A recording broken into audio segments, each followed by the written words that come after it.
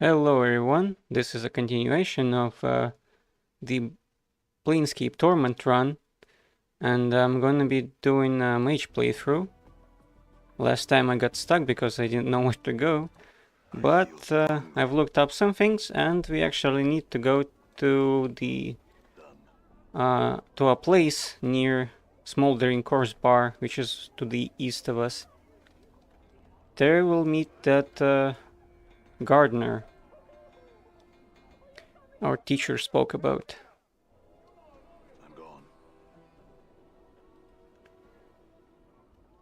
More thugs. I don't want to level up yet, because probably would be a better idea to do that with when we're actually a mage, but I'm not actually sure. Here's the person we have to speak to. Let's deal with these thugs quickly. Darkan should be able to help us out. Can kill them in one strike even. What is that? Damsel in distress doing?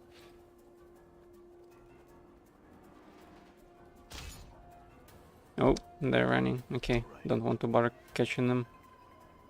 What's going on? She's like all uppity and stuff. Okay, let's talk to this person. Mourns for trees.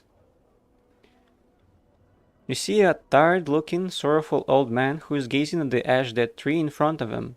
He is mumbling to himself and tapping his chin as if trying to figure something out. Occasionally, he shakes his head sadly. Greetings. He seems momentarily startled as you interrupt his train of thought. He speaks in a calm, unhurried voice, but one full of sadness. Oh, greetings to you too, friend. How is this day find you?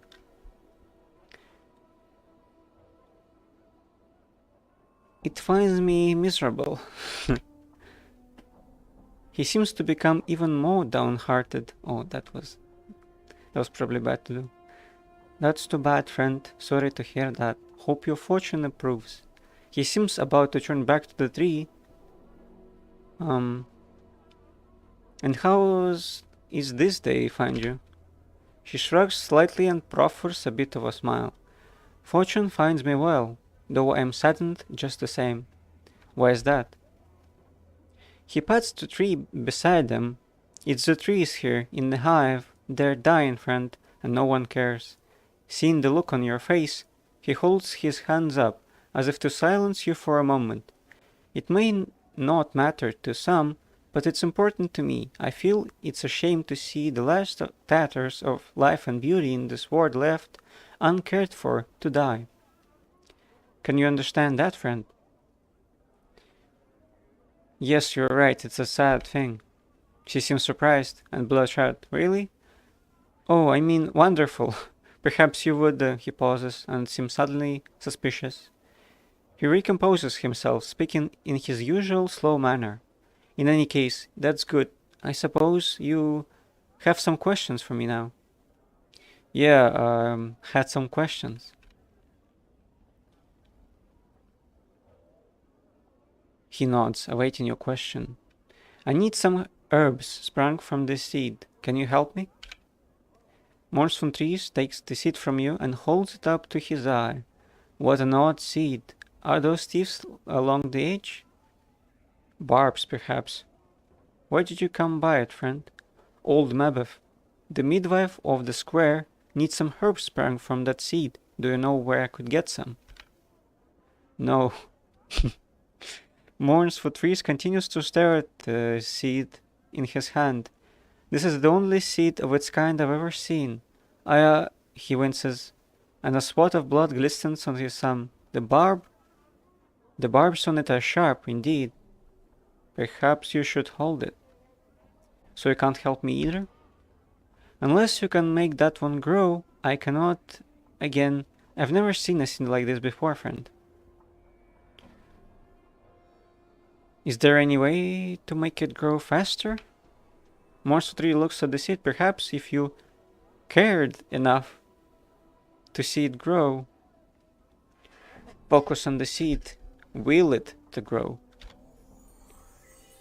To your surprise, there's a crack and the seed splits. Twigs splitting from its surface like fingers. Instinctively, you drop the seed, but the talon-like twigs wrap around your wrist and you cannot and will not let go. What the hell? Morris for 3 stares at the barbed branches wrapped around your wrist, stunned. I think the barbs on those new branches would be more than enough for what your friend needs. Yeah, that certainly is strange. I hope she can get this damn thing off of me. Look, before I go, I had some questions. So we're just kind of standing with that branch and our hand locked, or what? Why are the trees dying? Just look at your surroundings, friend.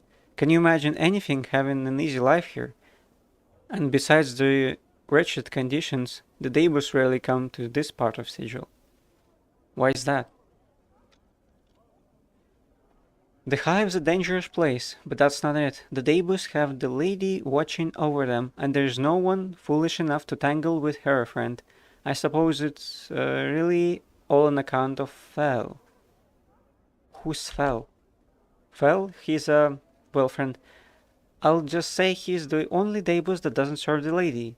I don't know the whole dark of it, as they say, but he's shunned by his fellows and lives here, alone, in the hive.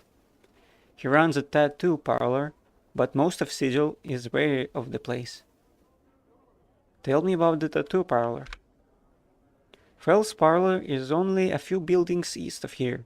It is marked with his personal symbol, a white oval pierced by a lightning bolt. I've never been there myself, friend, but as I understand it, he is able to turn images from his speech He's able to turn images from his speech. You know, Daebus speak in images, yes? Rabius says? Yes, go on.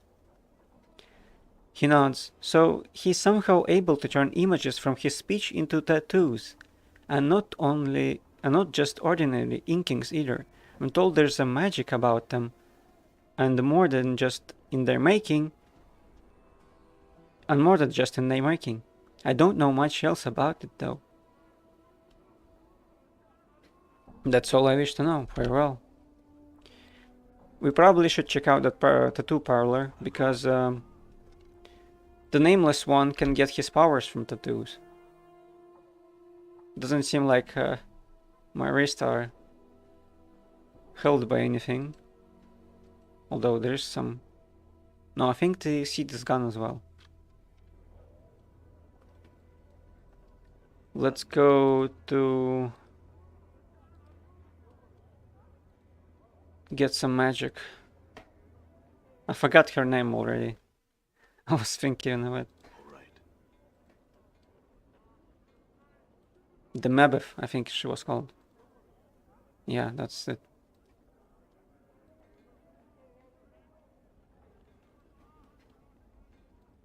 So far, the writing in this game is kind of surprising to me.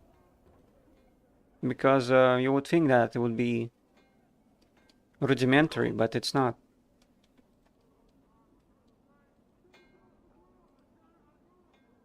Probably a bunch of hidden systems are in play as well. I was just thinking that it might influence the ending of and that kind of stuff. So I hope I don't get into something that would be kind of that would lead to a bad ending, I wanted to say. Let's talk to Mabeth. Mabeth turns as you enter and gives a skeptical eye. Your path brings you back here, does it, child? I returned with those herbs you wanted. Now maybe you can get this damn bramble branch off my wrist. Is that so? Mabeth glances at the barbs that surround your wrist. If so, think it off then. Okay, do so. Creaking and snapping, the black barred branches unravel themselves from your wrist and form into a tangled ball of brush and twigs. It looks like a nest of dead black snakes, Mabeth snorts. think it into a picture frame or some such, something with more structure and less angles. Concentrate on the barred ball and imagine it as a picture frame. Ooh. Magic sound effects.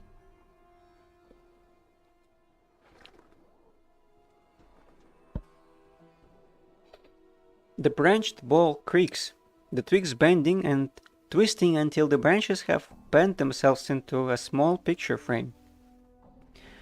Two handspans on a side, almost unconsciously you imagine shape the barbs of the back of the frame so it can be hung from the wall easily, and as an afterthought you move the remaining barbs to the inside of the frame so it can be picked up by the edges.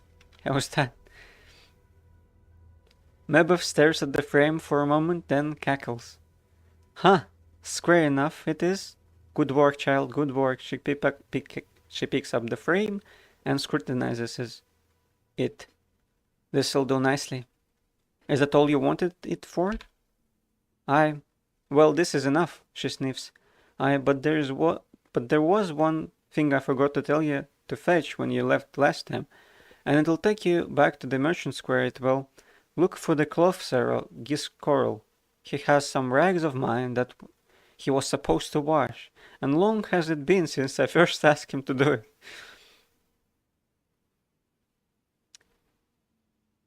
That's interesting, because if she told the truth about not coming out of this house in ages, they don't think Giscorl should have those clothes on him at this point. It looks more like more of a scam than anything. But at least I know where that merchant is. All right. Let's go get him. Should be pretty quick. I don't think we're a mage yet, though.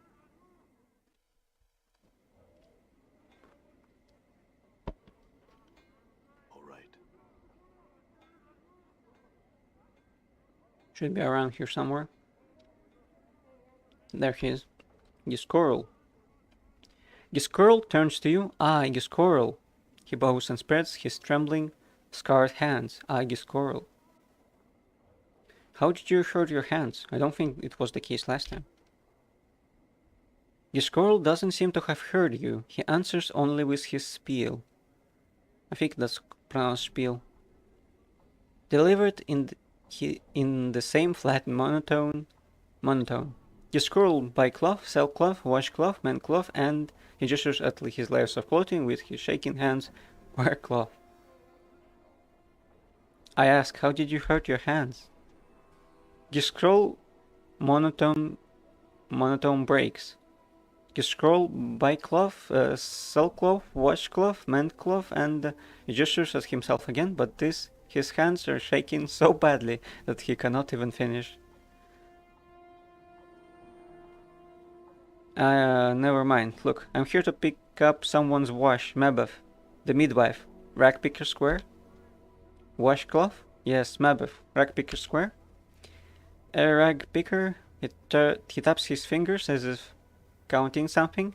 I know, I remember. He holds up a trembling finger as if telling you to wait. Wait for him to fetch the wash. He comes back with a flattened mass of green rags. Thin as paper, yet so stiff they look like they could double as wooden boards. The rags are so caked with a greenish lime starch that they look like it would take years of soaking to relax them. How many times did you cleanse these? Giscorl wash cloth. Starch cloth every 5th day. Wash cloth, starch cloth every 5th day. His eyes flicker. Giscorl wash many years. Always starch cloth on 5th day. Giscorl's literal, but they're ruined. Wash cloth is Giscorl's literal. His voice is flat, almost zombie-like. Must. Starch cloth every 5th day. What's the point of doing it every 5 days when they don't need... Oh, never mind, just hand them over. Give cloth, he nods. Then hands you the rags. They're heavy, it's like carrying an armload of bricks. I'll take them back to Mebeth now, farewell. So he did wash them for years. That's interesting to know. Also, the time of day has changed, it seems, in Sigil. I wouldn't have thought that this game had a day-night cycle. And it spawns more enemies for me as well. It's interesting that Baldur's Gate also had the same feature, so perhaps it's more of a Infinity Engine thing that would allow you to do that kind of stuff. I'm gone. Let's check his loot. Nope. I'm gone. Morte. Don't kill him yet. Copper earring. All right. That's good. I think they don't do anything, you just sell them. Let's go. I'm gone.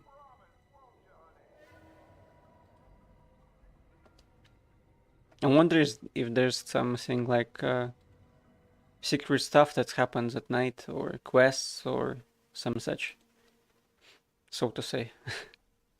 Mabeuf seems lost and twisting the black branch picture frame you made for her. She is squaring the edges and snapping off some of the barb seeds on the branches. She suddenly notices you and sets down the frame. "Hi, child. I brought your wash. I think this scroll was a little heavy on the cleaning ritual, though." She takes the stacks of starched green rags from you, and she examines them critically. "At least they won't tear," she sighs, "or bend." What was with that cloth merchant Giscordle? His hands were all scarred, and he seemed slow. Mabeuf is still turning the cloth over in her hands, tapping it with her finger. "Well, child, sometimes one burns with the art, and other times the art burns you." Is that what happened to him? Mabeuf clicks her tongue. Mayhap. There's some for who using the art is like breathing.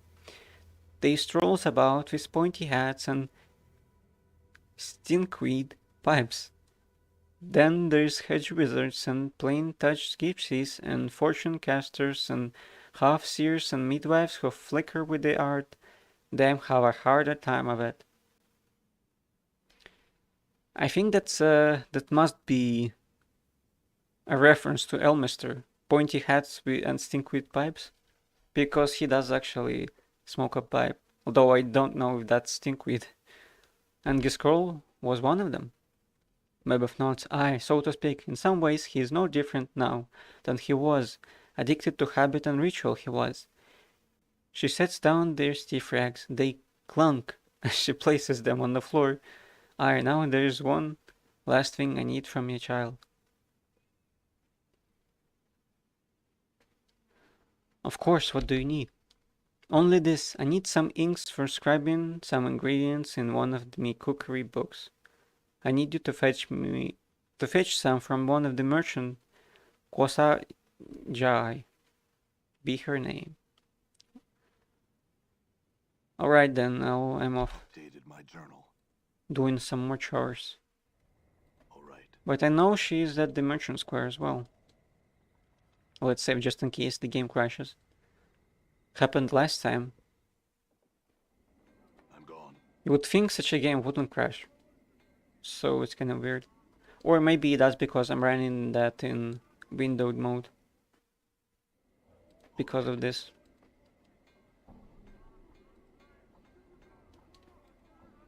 She should be somewhere around here, I think. No, where was she? Not him. Not Profira. Not Gaoha. Not Kradak.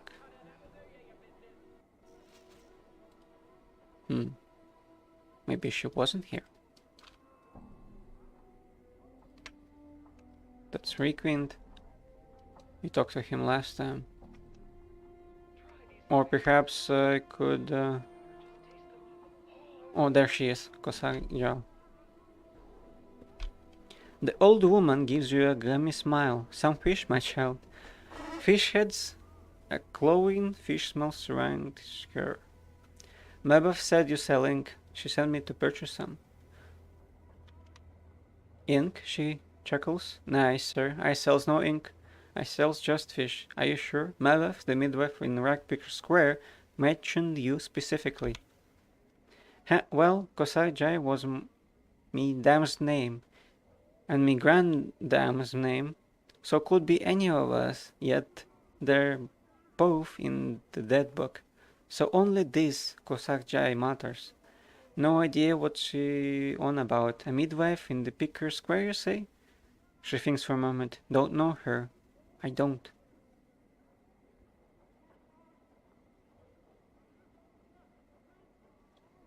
So, you don't have any ink? Well, I can't say there's much of a surprise. I swear my breath is having me to run in circles.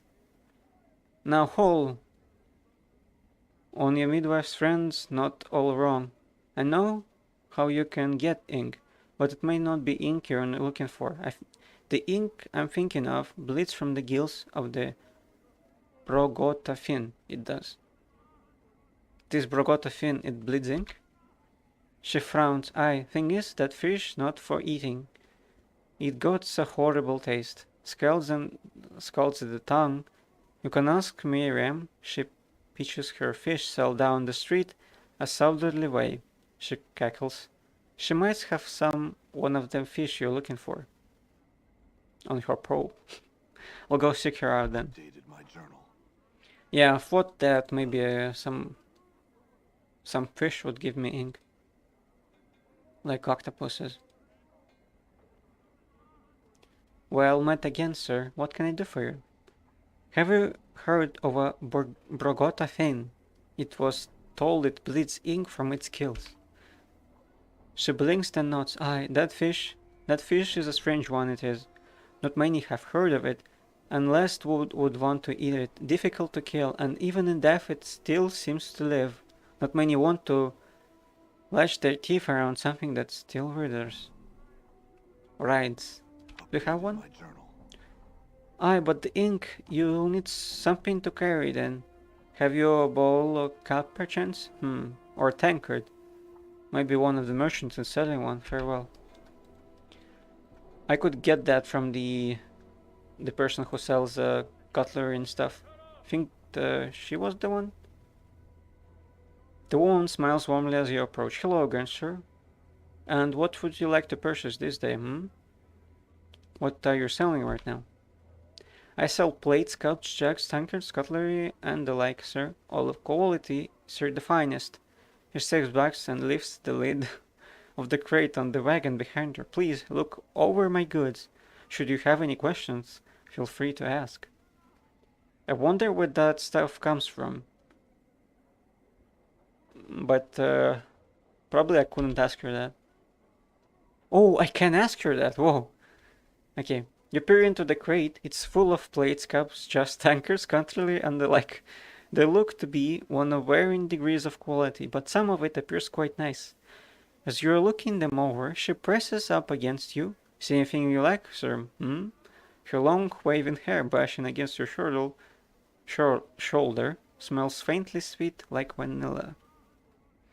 Where does this all come from? She flashes a wicked grin. My lovers are all burglars, sir.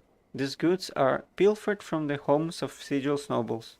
Upon seeing your expression, she laughs sweetly. A jest, sir, merely. My father and brothers are tinkers. These are wares which are discarded from the noble's manor and made good by them once more. That's interesting, but where do the nobles get them then? Or I guess someone with magic could just make them.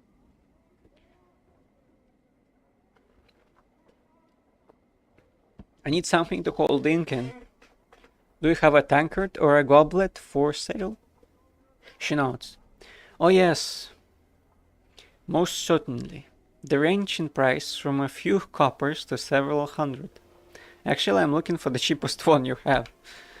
She raises an eyebrow. She reaches into a crate at her side and throws a battered-looking tankard to you. It is covered in dents and its handle looks like it's about to fall off. This one looks like it was used on someone's skull. She smiles slightly. It'll do. Thanks, and farewell. I think she must have given it to me for free, even.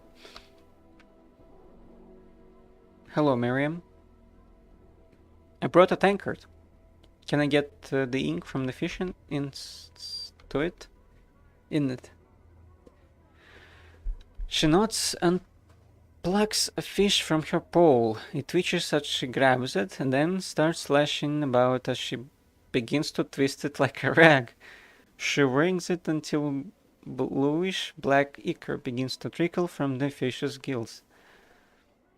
When your tankard is almost full, she relaxes her grip and throws the twitching fish into a sack at your side. Thanks and farewell. Updated my journal. All right. It would be probably pretty painful to dry a fish like that. Though I'm not Done. complaining. I got my ink.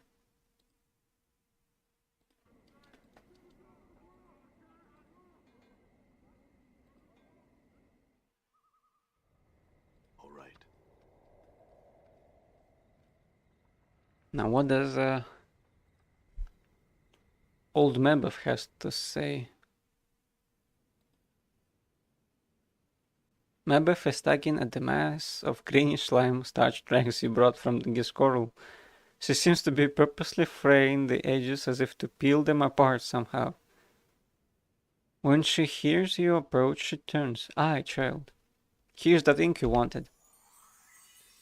Mabeth takes the tankard of ink from you, then sniffs it. Prime ink, fresh it is, eh? Aye. She nods at you. You've done well, child. All I've asked now. I ask you again, after all you've seen, do you still want to learn the art? Yes, after all, the guiding goal of your errands was to test my persistent, was it not? Mabeth smiles, then nods. Yes, mayhap, child, mayhap. And that's not all. You knew who I had to see to accomplish each errand, didn't you? Mabeth nods again, slower this time. Mayhap, child, mayhap. Even so, what your senses tell you about them. Mourns for trees show me that my beliefs affect the world around me. The scroll told me that ritual is a wasted effort if the purpose of the ritual is ignored. Miriam taught me that no matter how much I think I know, there is still much I can learn from another's eyes. Mabeth is silent for a moment. Then she walks slowly over to you and touches you on the cheek. Oh, child, she sighs, you'll be a master sorcerer one day, you will. You have the known of it, yet you have come to old Mabeth for help, have you? What could a midwife teach such a one? So much, Mabeth, I want to learn what you have to teach. So you'll walk the path then, Mabeth pauses. Well, first things firstly, just having the knack of the art is not enough. You need some means of giving it focus, usually spells. The spells are usually in a book. So the art demands you have a spell book, or it's like a four you can cast spells. Can you read? Yes. Then let's test it. Can you read this? Mabeth draws a small tethered card. It looks like a recipe. Examine the recipe. The writing on the recipe swims before your eyes, each symbol twisting out of focus whenever you try and read it. Almost instinctively, you relax your eyes, allowing them to take in the page all at once, and the symbols suddenly bleed together. The recipe lists measurements, ingredients. It appears to be some minor divination. This is a minor divination, isn't it? It looks like it's a spell that allows the user to see the nature of an item, to see whether it's enchanted or not. So, identify spell, basically. Mabeth's eyes widen.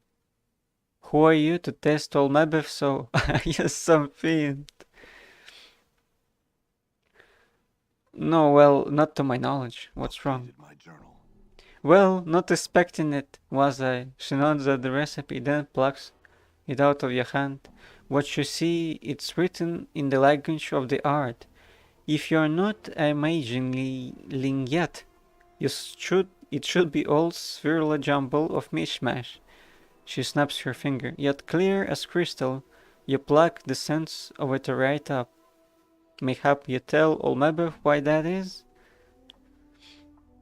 Probably because he has 18 intelligence. Although I'm not sure if you can you can't read it if you don't have that much, maybe like 8 or so.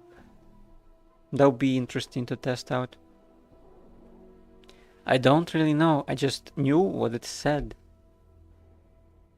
Or else a natural gift you might have, no matter.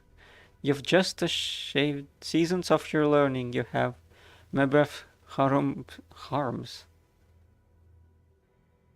What does that mean? Harms. Let me look that up.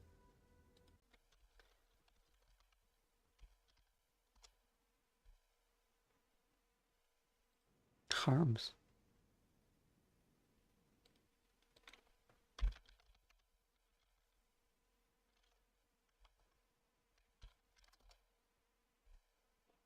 To express anger and disapproval, often not by speaking but by making a noise. So basically a grumble. Grumbles, harms, harumphs. It has 2 R's. In this it's like 1. Must be a typo. And I'd been looking for someone to handle the chores around here. I had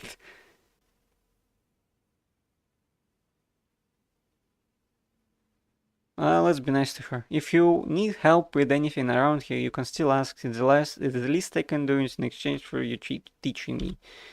No, don't worry yourself about that, she frowns. Well, you can read spells well enough, but spells are no good if you without a book to put them in. Do I have one? Mabel glances around the hut, and then she catches sight of the black barred picture frame you made. She picks it up carefully and studies it. This'll do. That thing? It's just a frame. Ah, but so are ye, child. Still holding the frame. She picks up one of the starch rags you got from the squirrel. With a yank, she pulls off the greenish starch surface film. It flutters in the air like a wispy bit of cloth. Oh, that's interesting. Whatever your scroll uses in the wash, it works better than curing. Stretching and stoning does on a normal rag. I can't afford parchment. She takes the starchly film and pulls it over the black bark frame, latching the rag's edges onto the hooks around the frame until it looks like a small greenish black painter's canvas. It is missing something. Well, it needs something painted on it. She nods, aye, or written on it. She takes the tankard of ink you've given her and sets it down next to her. She dips one of her fingernails into the tankard, then draws it out, mumbling to herself. She begins to scratch symbols onto the frame, one by one, still mumbling to herself. Wait, all's done. Maybe stands, drying her ink-stained fingernail on her robe. She tilts her head regarding the strange framed page in front of her. A page for your spellbook it is. She indicates you should pick it up. Take it. Inside your spellbook are your recipes, your spells if you will. As long as they sit in the book though, they're just words. She taps her head. The art demands you pluck the magic out of the book and put them in your attic. Your head. Afore ye can tap their power. Go on. You put them in your attic for studying them, memorizing them. You usually need the rest before you can do this, though. Any questions? No, my bad. Oh, no question? Well, now you should have questions. You know all about how to memorize spells, do you? Yeah, you're a sharp one. You sure don't need any more Mabel's words. All the goblin of your precious time. You're a master sorcerer already. Forgive me, Mabel, I met no questions on what you had said. Please explain how to memorize spells. Alright then. There's the dark of how you memorize spells. Pick the spells you want to stick in your hand from your spellbook before he goes to sleep. Then wake up in the morn, yet they'll be buzzing in your head like flies, ready to be let out. How many spells can I cast? You can cast only one, mayhap two spells before needing to rest again. As a tiny fleeting mageling, there isn't much room in your attic, so use the spells wisely until you get wiser in the art. As your power increases, you'll get more room in your attics for spells. Alright, go on. You can cast spells you've memorized, so if you want to use the arts to say meant something twice, you need to memorize the spell how many times? Twice. Map of notes. Aye, twice. Right enough. How can I get more spells? Map of shafts. Keep your eyes and ears out for learning. Even Camel's folk might have some minor magics to teach. There's also scrolls, recipes, books, and even some stranger items that have spells inscribed on them. If you find one, just examine it closely and copy it in your book if you want it. Oh, that's interesting. Got it. I can also show you more spells if you return, especially when you're a little more... Oh, the plane's in you. I appreciate that, thanks. Before you go, child, you'll need some magics to whet my appetite. Your appetite. Mabev ramages her robe, then pulls forth 3 small recipes, which she passes to you. You should copy these into your book, so they can go into your attic as soon as possible. Thanks, Mabev. Whoa, that's a lot of experience. Wait, there's more. But wait, there's more. Mabev fishes a tiny bundle of black cloth from her apron and unrolls it, producing a pair of amber earrings. This will protect you on your travels, child. I no longer wear them myself, so go ahead and take them. Thanks again. Alright, child, don't tarry here any longer. One such as you has other ways to spend one's time rather than hang around old Mabev. Aye, that be the truth. I spent too much time here already. You've got the temperament to be one of the high saddle sorcerers, Mabev snores. Still, I wish you well, child. I wish you well. Farewell. I feel stronger. I learned an achievement called the Call of the Art. Alright, let's look for those earrings. Amber earrings, what do they do? 2 to armor class, memorize 2 additional first level mage spells. That's good. These earrings are made from hardened sap of the razor vine. When properly prepared, items made from this substance can be enchanted with powerful spells of protection. Well, it seems I can cast any spells with that. Oh, all the recipes she gave to me fell down. And I threw out all the items I can't use. I can use the rusty dagger though. Clipped copper piece, that's what the guy gave me. The one that breaks wind every time you talk to him. Let's sort it nicely at least. As you do usually. Jagged knife. Yeah, I think green steel knife is a bit better. Although it does slashing damage. 2 speed, 1. No, this is probably better. Chromatic orb, identify, and blood bridge. Okay, let's learn identify. Probably should know it already, to be honest. Chromatic orb is probably good.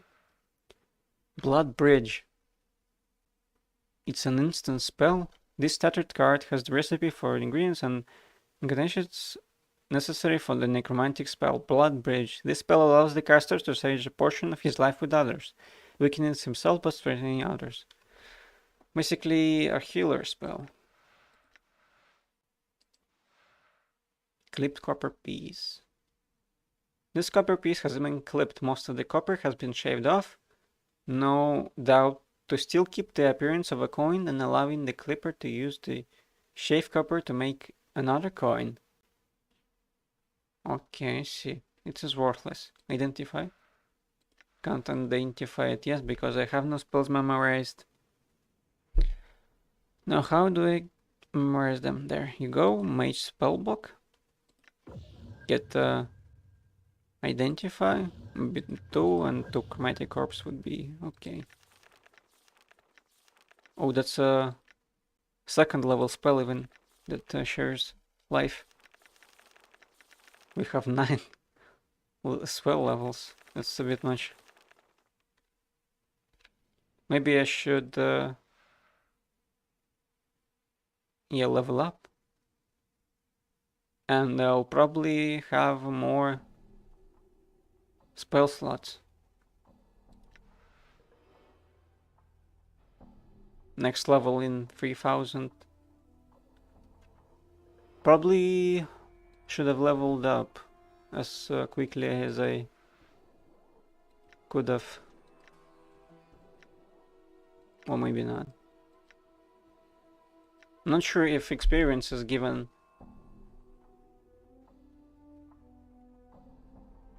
from 0 to level up, or if it accumulates like usually I think in Baldur's Gate. How many spell slots I have now? I think that's it basically. Oh, one more level 2 spell. Yeah. Let's rest in Mabeth's house, I guess. If I can find the rest button. Yeah, rest party is right here. You must obtain permission to rest here.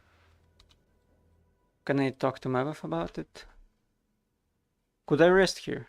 She nods. Of course, child, I have a mess of blankets in the corner that would serve.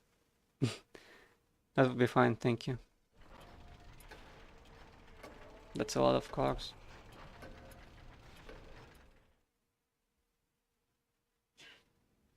You have rested for 8 hours. Let's identify the clipped copper with a spell. Clipped copper charm. Special minor copper blessing. +1 to luck is temporary.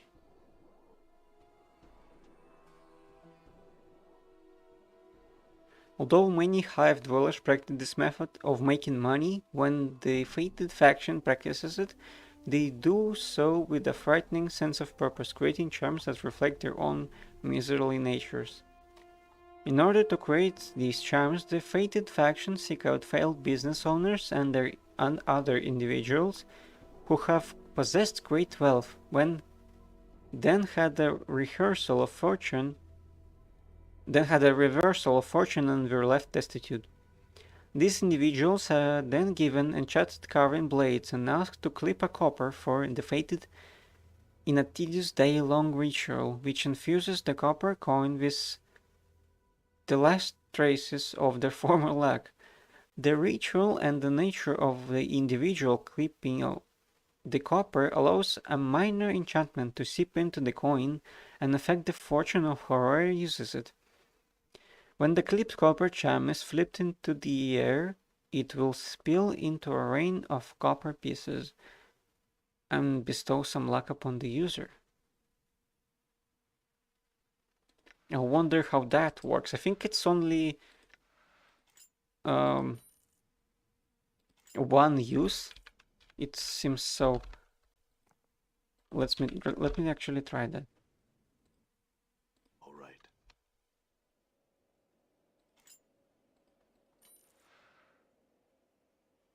Okay, I quick saved.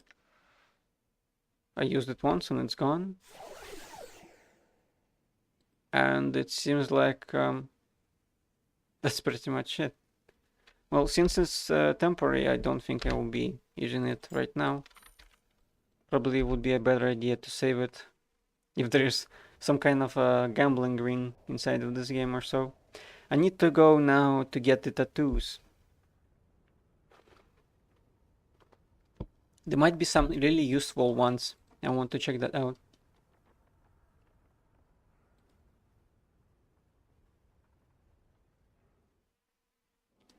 Okay, let's go. Maybe something like spell slots or attribute enhancements would be great. Why are there dead animals on the street. Mar. Your first impression of Mar is that he needs a long bath, preferably away from any creature that has any sense of smell. You can almost see the stench waft from his body in sinister yellow tendrils. He motions towards you frantically in an effort to get you to come over and talk to him. Approach this person and hear what he has to say. A look of excitement crosses his face as you approach. Thank you for stopping me. My name is Mar, and I have a favor to ask of you. I'm listening. It is a matter of life and death. I must be delivering this earbox, or it would be me head for sure. It is me bad luck that I twisted me leg something fierce, so will you help me out by delivering this earbox here for me? I'll deliver this box for you. Mar slowly takes out a small box from within the recesses of his ragged clothing. For the briefest of moments you see a look of regret cross his face, then it's gone. As he looks at you and hands you the box, the slight shimmer surrounds the box as both you and Mar touch it. A sign of relief is heard as Mar releases the box into your care. Was it cursed or what? It's probably a cursed box. What now? This will be needing to be delivered to Quatra. He can usually be found somewhere down the southeastern section of the hive. Oh, unless you try and say that I didn't warn you, whatever happens, don't open the box. And don't leave the hive with the box. Now be off with you. I'll be back when I deliver the box, I guess.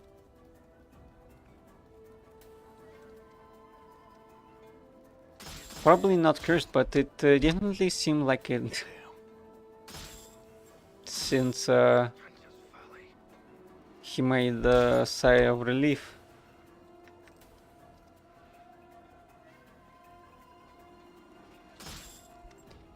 And he ran away pretty quickly as well. Even though he has an injured leg, as he said. Cripple did something fierce. It was limlims. A bunch of them dead on the streets. Maybe the box spawns them or something like that when you open them. I mean, when you open it. I'm gone. Okay, somewhere around here is the person I need to give the box to, I think. And also the tattoo parlor is a bit to the east. There, this is the place. The tree guy told us about it. Well, it's the tattoo parlor. You see a Daebus, but something about it strikes you as odd. He has the same shock of white hair, the same greenish cast to its skin, the same pair of goat horns. Then you suddenly realize this one is walking on the ground, not floating. For some reason, that makes you uneasy.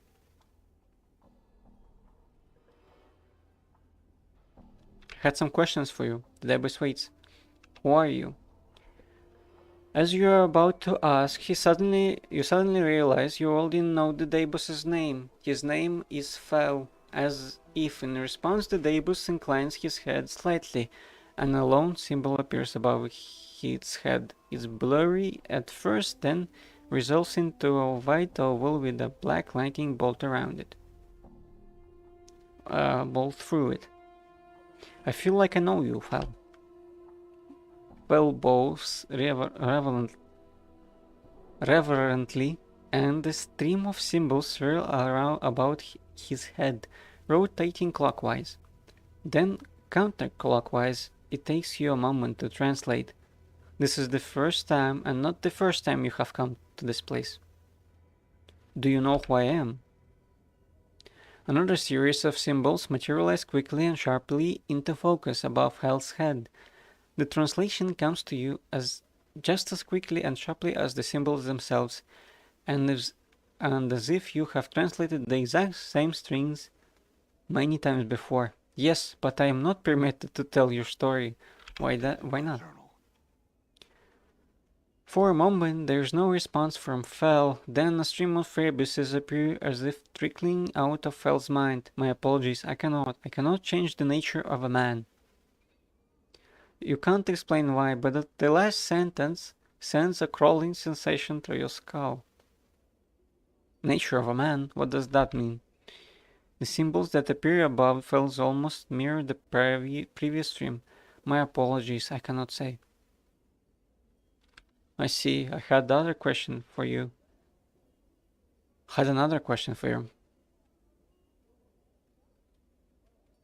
You say you've met me before, Fel. Do you know how I died? Fel does not respond for a moment, then slowly, menacingly, 3 symbols materialize above his head, each time casting a long shadow. Shadows. Shadows? The 3 symbols swirl about each other, each leaving a faint black mist trail about them. They take on a ragged edge, like teeth and talons, and multiply. Where there were 3, there is 9. 9 becomes 27, until the room is a swarm of shadows. Many shadows, they streamed from the darkness, swarmed you, then left you to die. Why? The shadow symbols swirl into one, then dissolve, to be replaced with a simple symbol. I do not know. I see, I had some other questions. What is this place? A slow train of symbols materialize around Fel's head. The symbols take several moments to resolve, starting with simple lines, then fleshing themselves out into breathtaking colors. This is where I tattoo color and life upon flesh and bone. Can I see what tattoos you have?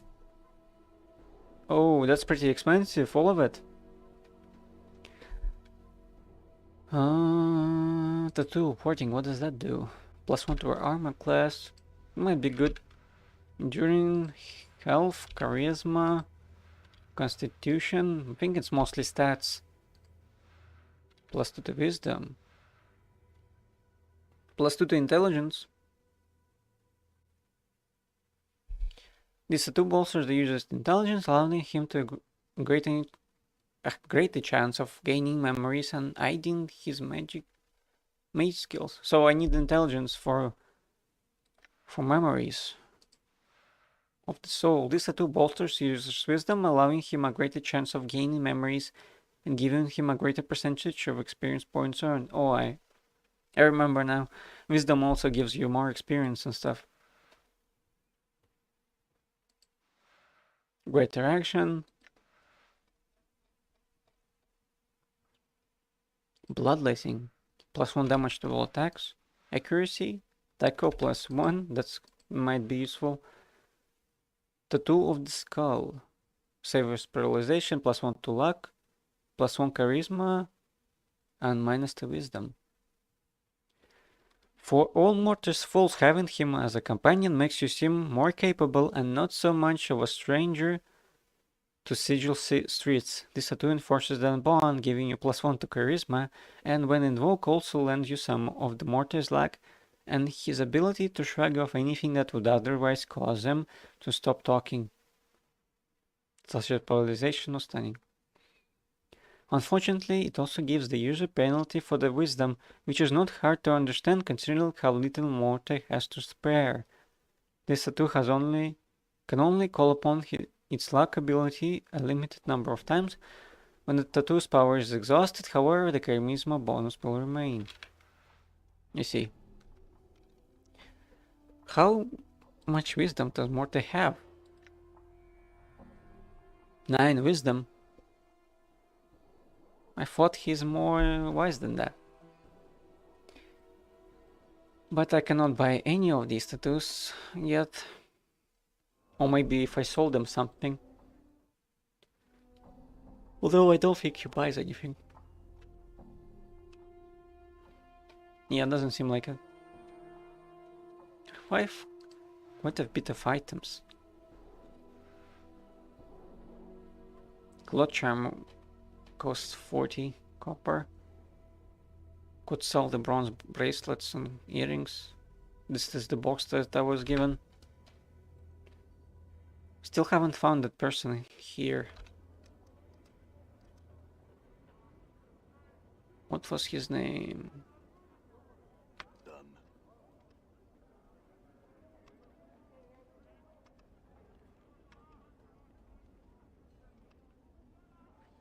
Monster trees.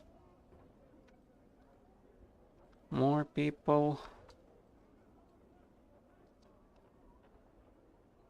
Yeah, doesn't seem like he's around here.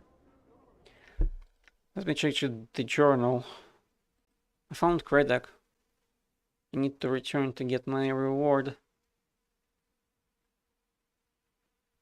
Deliver box to Quattro. Marsh says this fellow can usually be found down in the southeastern section of the hive. Is there... Can I go even more south then? Perhaps. More thugs attack me. But they do not know that Darkhan deals a lot of damage.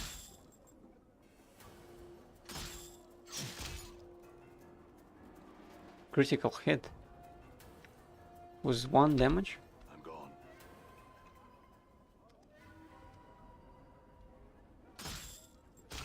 Oh, that was painful. I think they have 20 health. It seems like. Or maybe 16. Let's get the items. I don't want to fight them. It's a waste of time. Can go here. Morte got stuck. There you go. Okay, now I can save. I can't walk through here. No, I don't think I can go more east.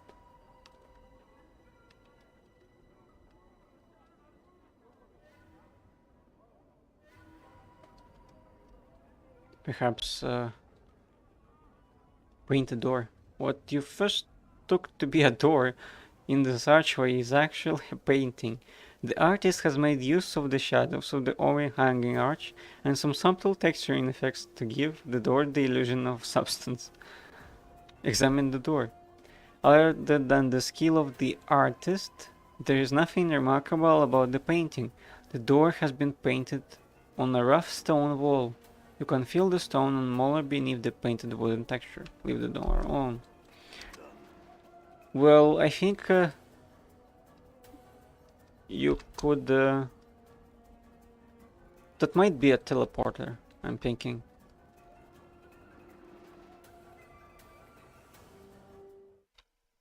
Maybe in the bar. Couldn't find the person I'm looking for. Now, where was this messenger?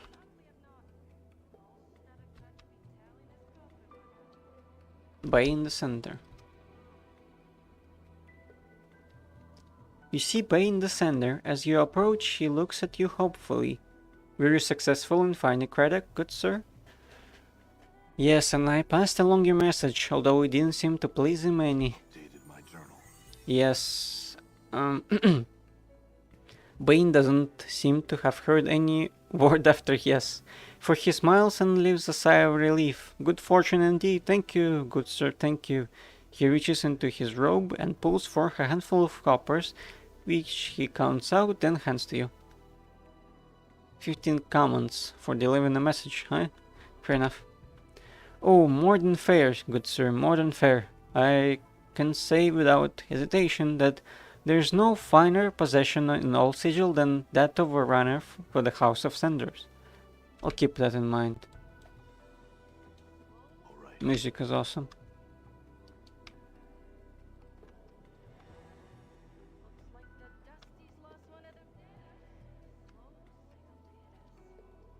This Anna person seems to be talkative.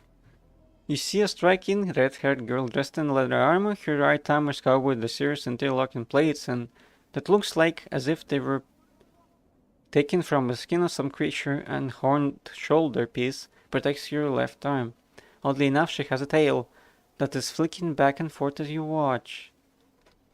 She's probably a tiefling. If I remember correctly, this is one of the other companions. The girl ignores you.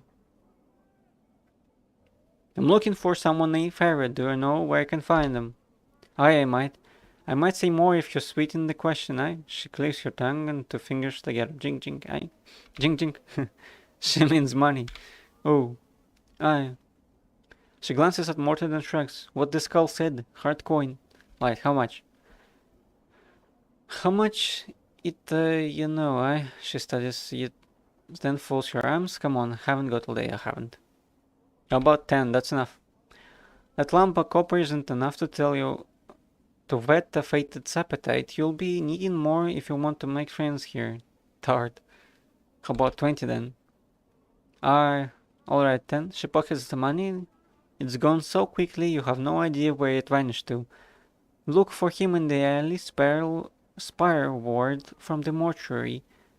That's the south and west of the mortuary, aye? I don't think that's the place I'm need to go to. Oddly enough, south and west of the mortuary is an alley filled with heavily armored thugs. Know anything about that? Oh, well, maybe you'd be best asking them where old Stuttercrutch is. Enough of your lies. Tell me where Farad is, girl, or you'll soon number amongst the city's dead. Let's bluff. Bar that, I have nothing more to say, Birgit. Well, looks like the Dusty's lost one of the deaders. You know you've got a tail? Do I now? The girl looks at his tail. So I do, and there I was thinking that it was a trick on me. My aunt, you're a sharp cutter. She bares her teeth. Why don't you piss off and to whatever hole you crawled out of and leave me be? Me normie tail is for trading. Never mind then, farewell. It's just as well neither you nor your tail are for sale. You couldn't squeak out living with them anyway. What are you about, you blighter? Say it again. He said that you couldn't make a living selling yourself. Oh, it's good I sell corpses then, eh? You look ready for the dustman furnace, Skull. Sell corpses? Aye, the dustman pay a little drink for anyone be the bill to scrape the address of the street and bring in to the mortuary. This is me territory though, so don't even think about fishing for the address here, right? What do the dustman want with the dead? I already know the answer, I think. To bury them proper, like send them all to the right plane and make sure that everything in the multiverse is nice and tidy. I don't think that's true. Plane? Aye, plane. Be the gulf between your ears, so wide me words echo. You ask too many questions, Cab. Pike off and nettle someone else with your questions. Alright, farewell. Farewell to you too. Oh my god. Well, let's see. Go see Herod. I don't remember what you have to do to get her as a companion. Maybe you have to go to and talk to Herod first.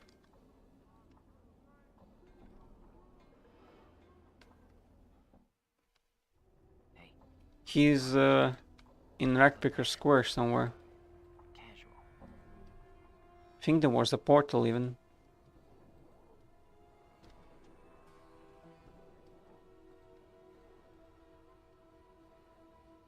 Did that guy say something?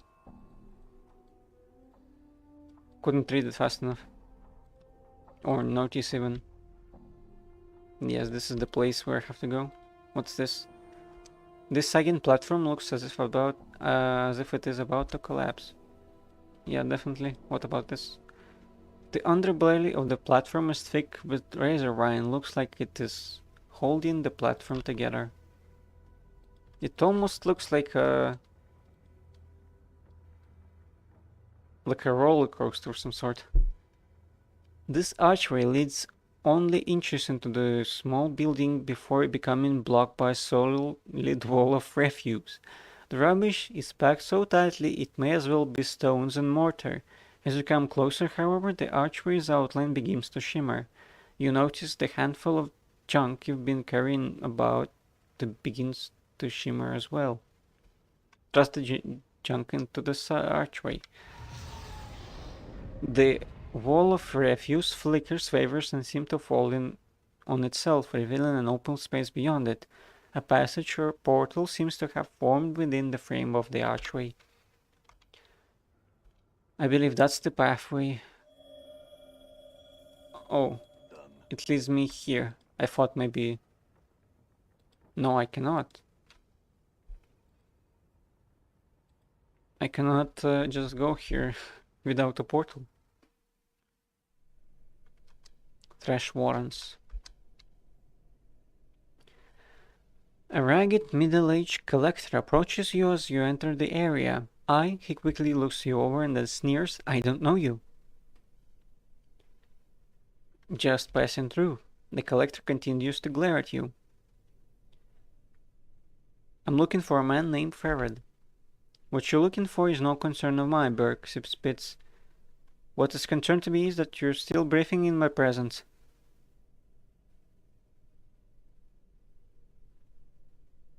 "If you don't let me pass, Collector, one of us is going to the mortuary and it won't be me." The Collector responds to your threat by pulling out a knife from one of his pockets. "I'd be disagreeing with you, Burke. It is you who will soon be jink in my pockets. I dare you." Oh my god. Everyone here is now angry. Should be able to handle them though. No problem.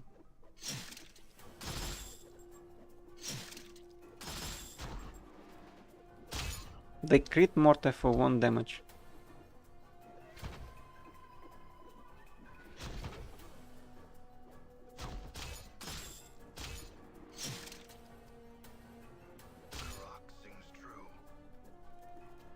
Oh wait, the crit did not kill him. Okay, no, he's still holding. 10 damage from Darkon did the trick. Doesn't seem like an... Oh, that's so bad. I need to click individually on each item to pick it up. I mean, corpse.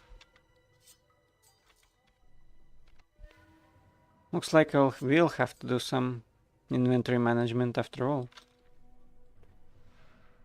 Rusty dagger. Rat's tail. Copper earring. Copper commons.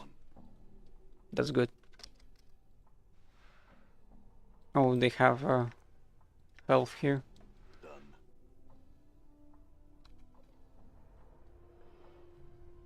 He probably could call for reinforcements. Oh wait, I think this is a trap. I'm not picking that up. Let's try to capture him. Those guys are straight out of the shadows.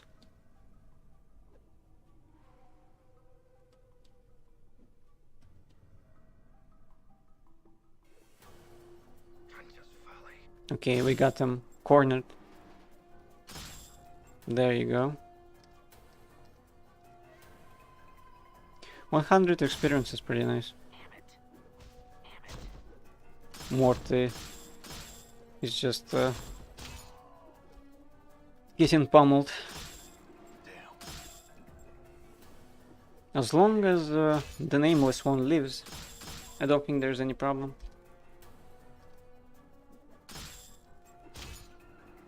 Because I can just revive everyone.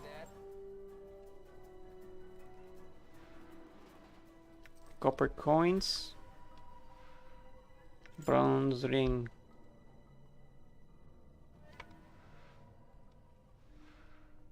Bronze bracelet. I really need to find a trader to sell all this crap.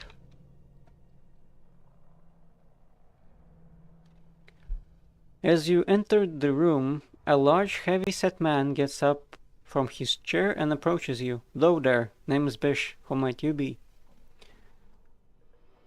"Why, my name is Adon." "Ad what?" Bish stares blank at you, then shakes his head violently. "I never seen you before, and Farah didn't tell me about no Adon coming around." You notice his hand moving slowly towards his weapon. "You best be telling me what you're doing here, Berg." "I'm looking for a journal." "Yeah, let's say that. I'm looking for a journal." "Are you saying you've been here before? Journal or no journal, I never seen you in my life." "Says to me that you've been snooping around under my nose." It does. Bish suddenly draws his weapon. Hope it was worth your life, but whatever. Probably could have avoided the battle, it seems. Wonder how much health he has. He's barely injured. And my character is about to die. Let's cast a bunch of chromatic orbs, maybe. Barely injured. Maybe I could have gotten a magic missile from... Yeah, doesn't seem to work on him even. Yeah, I think I have to talk that one through. I'm gone. "My name is Adan. I just want to pass through." Bish shakes his head. "We all want a lot of things, Cutter." He bellows with laughter. "I don't know you, I don't like you, so I make a deal. Your money or your head? My money, then." Bish conducts a thorough search of your belongings. "I should still be taking your head since it seems to be all you're worth.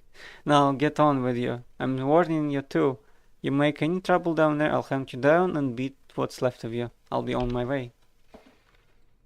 So it's a good thing I didn't sell any of what I have. What's that? Kind of a bell? This is a huge bronze bell. This room must be at top of a bell tower. Aren't we underground somewhere? Buried village. Yeah, it seems so. The walls in this area are a mixture of loose trash and actual walls of great buildings. This area looks like it might have been a whole city block once. It does, doesn't it? Now we have to find Farad. Not sure where to go though. Seamstress's house. All right. Oh, this is an ugly room. You see a blackish woman dressed in a heavy burlap robe. She lumbers about the room, her joints popping as she bends over to pick up objects from the various tables. Her hair is bound back from her head with a bone hairpin, and she has a sour, curd-faced expression. She's mumbling to herself in a sing-song voice. "Greetings." The woman doesn't appear to hear you. Instead, she stumbles back to one of the long tables she begins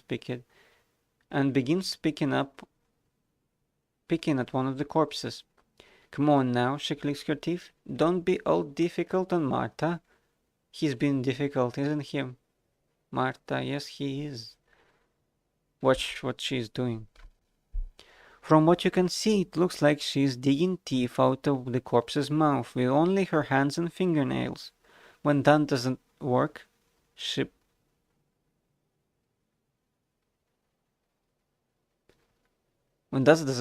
pulls out a splintered wooden chisel and a mallet and whacks at the gums until the tooth snaps free, then puts it into a bag at her waist. Oh, this is quite ugly.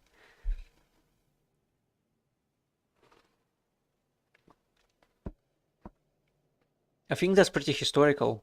Someone was doing that. Although I don't remember if that was in medieval times, in wartime, or how it happened. What are you doing? Marta leaps away from the corpse, startled, and gives a piercing shriek. I. She catches her breath, then hisses angrily at the corpse on the table. If dead you were not, then you might have said something earlier. False corpse, nasty corpse, yes. Have you no shame? Throw voice. That's probably because I'm playing a mage. He can cast stuff like that. You are the one who should be shamed, knocking out my teeth like that. Have you no respect for the dead? Huh? Marta puts her hands on her hips and puffs up indignantly. Likes you cared for your teeth, all rotted and scored and syrup brown. Wonder they hasn't plopped out of your bone box. She scratches her head. Isn't that right, Marta? Aye, all rot and gone they are. Low voice. Oh, you will be punished for your evil thief-taking, Marta. I shall haunt you until the end of your days. Huh, you hear this, Marta, do you? Marta's face crunches up like a wrung rag. I hears it, Marta, I hears it. With the grunt she starts pounding the corpse with her fist, making meaty facts with every hit. Haunting me, will you? Take this and this. Throwers. Oh, stop, will haunt you no longer, forgive me. Damnable deaders. Marta takes a deep breath and lets the chisel fall to her side. That's more like it, eh, Marta? Yes, yes. Corpse quiet, yes. I'm the one who spoke, not the corpse. Marta squints and turns. Eh? How did you get here in so fast as? She mumbles to herself. Marta, how did he do that? No glimmer, no glimmer. This grave bait blind and near dead. Near death.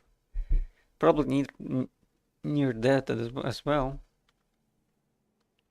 Marta is still mumbling to herself something about corpses and gratitude, which you don't quite catch. Who are you? My journal. Marta, this one asks where was I? He did. She starts humming.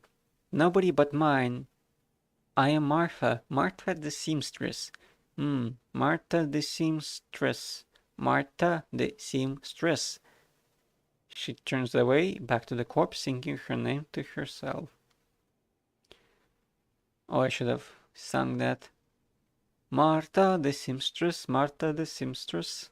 Something like this. What are you doing? Martha turns back to the corpse with a huff. I'm trying to get this Berg to give up his stitches and his tiffies. And he isn't recuperating. No. She wags her finger, as if lecturing a small child. Stubborn as stone, isn't he, Martha? She bows. Yes, he is. Stitches and tiffies? What are you talking about? Gotta pull the stitches out, the tiffies, eh? Martha, perhaps could you give me a hand? I have beans giving you a hand, old Betty. No needs to take the tome with me. Pulling out of the stitches and tiffies. Yes, that the thing is inside. I think she means organs. I hope she means organs, Martha says. Thingies, answered Martha.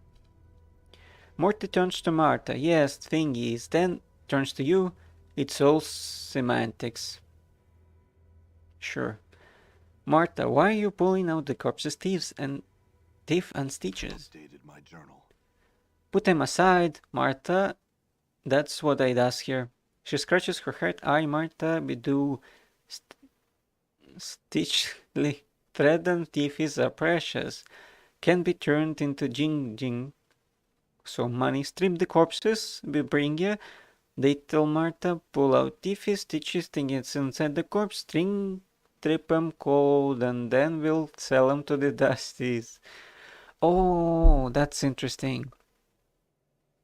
So that's all a pile of organs, like right there, right here.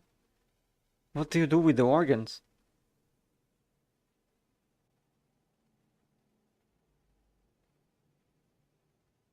What do you find in the bodies? Thingy, she gives a top lopsided shrug. The others takes them. Who?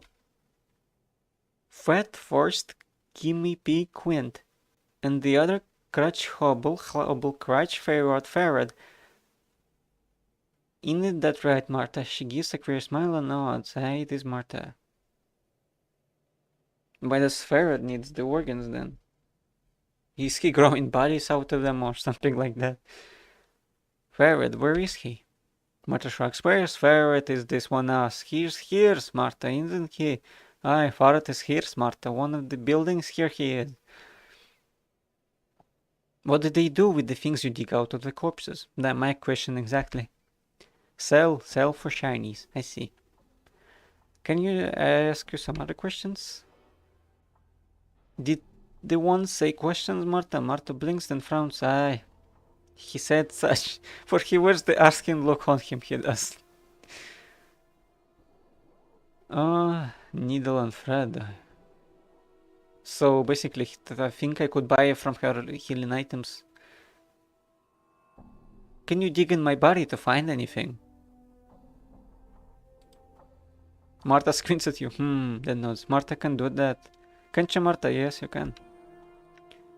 I'm not going to watch this, Martha says. Where? Martha is studying you, as if looking for the best place to crack you open. Oh, I don't know. Let's try my stomach, shall we? You lie upon the table, and Martha stands over you. A rusty knife at the ready. There's a stabbing pain in the slice that as she slices into your abdomen. Then she cuts brutally downwards in a saw-like motion, exposing your innards. Despite the pain, you watch them in morbid fascination as she lifts off your stomach. Watch. Your vision slowly returns to see Martha standing over you, shaking her head. Nothing, Foundy, Martha, she shakes her head. No, nothing, no luck. Should we try again? Check my intestines. Anything could be lodged in there. You lie upon the table, and Martha stands over you. A rusty knife at the ready. There's a stabbing pain. She slices into your abdomen. Despite the pain, you watch in silent, morbid fascination. There is a retching pain as Martha lifts up the ropey mass of your intestines. Blood and other fluids streaming from it. Look at this, Martha, look at this. I see. Cut here, cut there. Martha makes a small, deft incision in the side of the intestines, and you hear a thingy noise as something small and metallic strikes the floor. Whoa. Martha then downs the soupy mass back into your torso, then reaches down, picks up the object, a ring it appears, and she flicks it to you. Pretty, eh, Martha, she knows. Yes, Martha, one shouldn't swallow such a thing. No. Thanks, was there anything else? Martha shakes her head. Nothing more. More nothing, eh? Should we try someplace else? No. I think if you open up your skull, you'll lose intelligence or something like that. So no.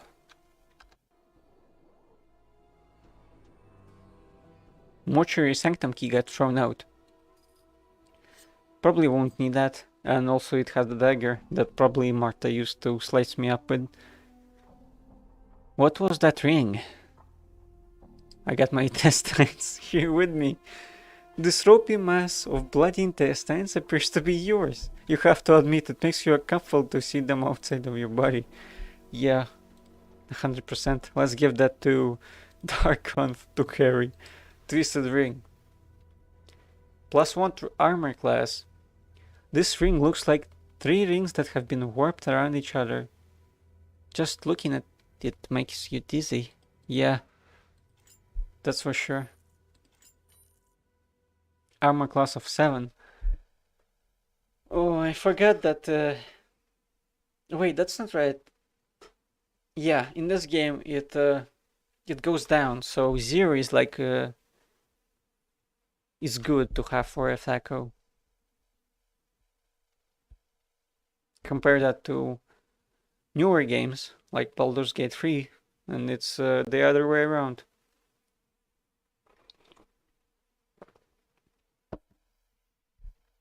But it's not that important, I guess. Morte has no equip slots. Darkon has plenty though. Let's read about his reserved blade. +1 to armor class, +1 taco, only usable by Darkon. On the Gid's home plane of Limbo, solid matter is something of a rarity. Limbo itself is a soupy mass of elements, and only through force of will can the Gid's shape these elements into stable matter. A substance called Karak is a material that can be shaped with the mind. Darkon's blade is composed of the substance. Though through mental discipline alone, Darkon maintains the integrity of the blade. He can shape it slightly depending on his skill, adjusting its length sharpens the edge, presumably as he gains levels. He may be able to manipulate the blade in new ways. That's interesting. It is not known whether all Gid's there carry such weapons. Certainly a weapon that depends on the integrity of the wielder could be entrusted only to those who had learned to discipline themselves.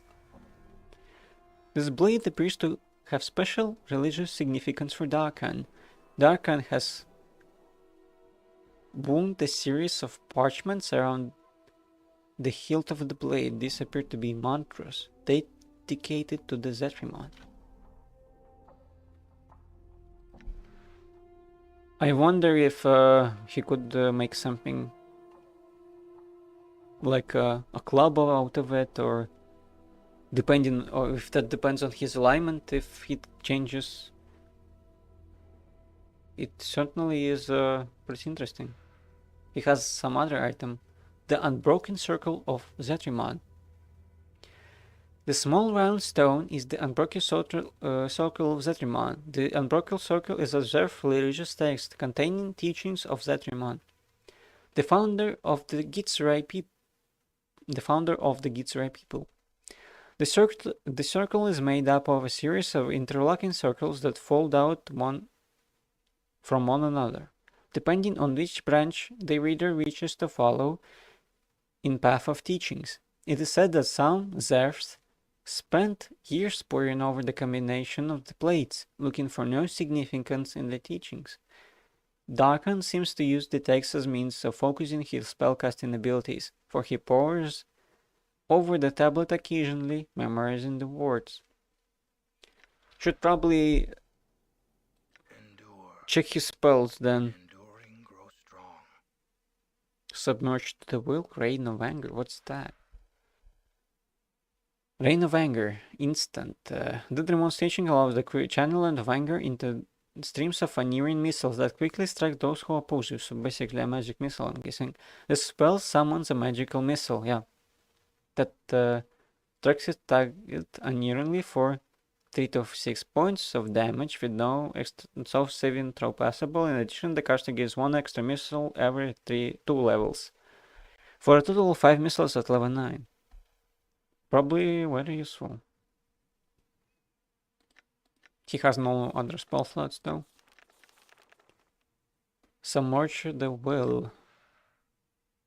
When the will is submerged, new strength is gained, strength to endure and protect against adversity. With knowing the teachings of the circle of Zetrimon comes greater protection against all forms of attacks. Bestows an AC 2 against all attacks and plus all to saving throws.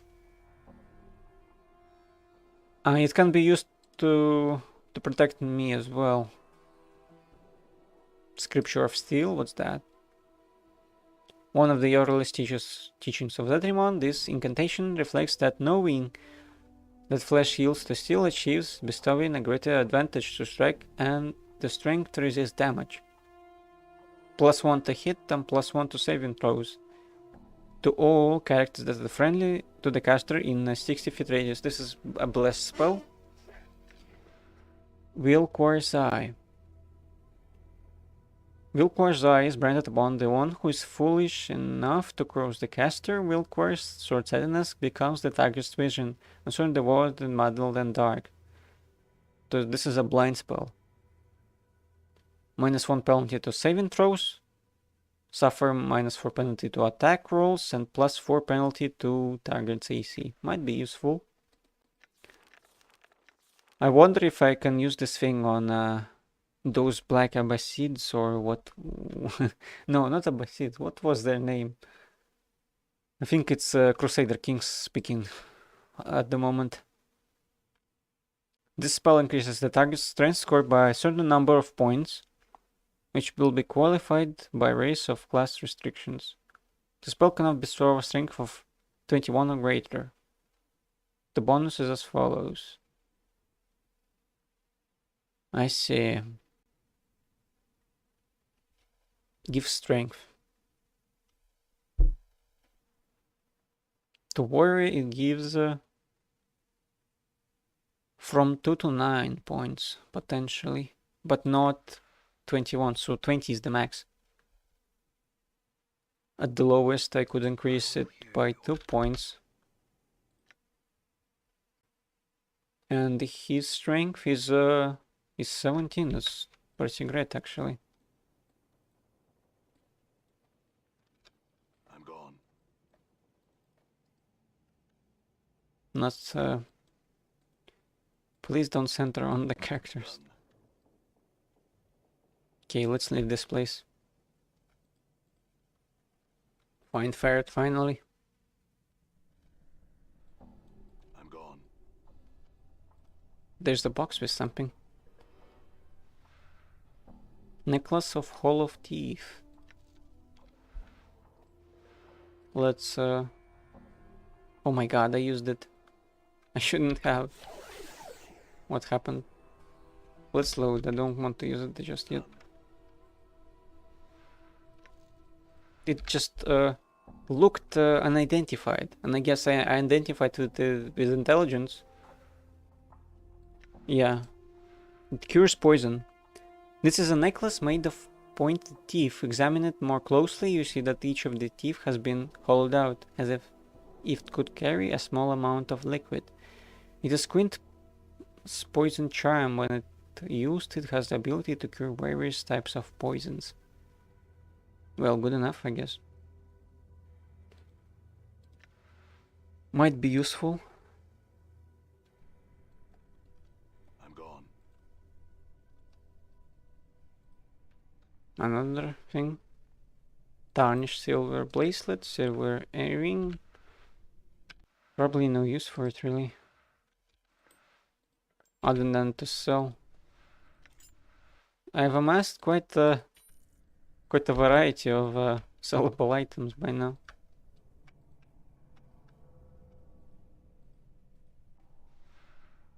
Bone charm. Don't remember what that does. +2 to armor class, yeah. Probably should give that to Morte.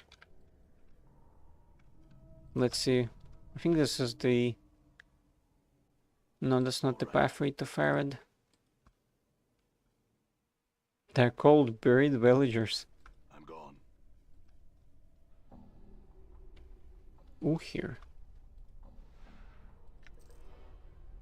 Like Bone Club. What does he have to say?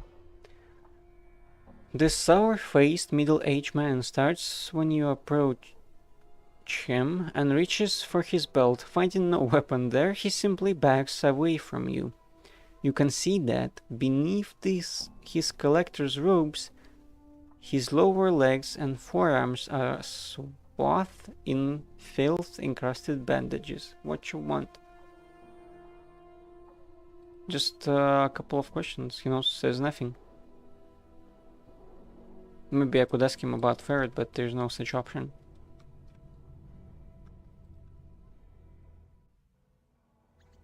Oh my god, it's a lot of rats. Let's get out of here. They'll probably follow me. All right. No, it doesn't seem like it. Maybe that place has some items. Punch daggers, bandages. Darkon seems different. Can I talk to him? Words. What is your will? Darkon turns to you, his eyes like polished coal. His blade mirrors his eyes for a moment as you address him, then he nods. What's your will? There are some things I wish to know.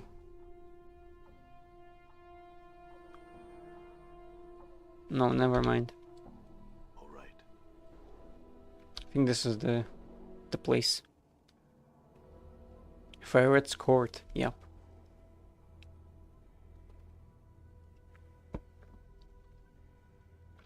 I'm gone.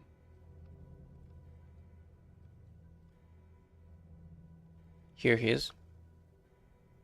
Ferret himself. Before you is an elderly man leaning heavily upon a crutch. His left leg is twisted, as if he tried to walk two directions at once and pay the price. Oh, okay. His maggoty colored skin is bunched heavily upon his skull and is flecked with liver spots. What's a liver spot? I guess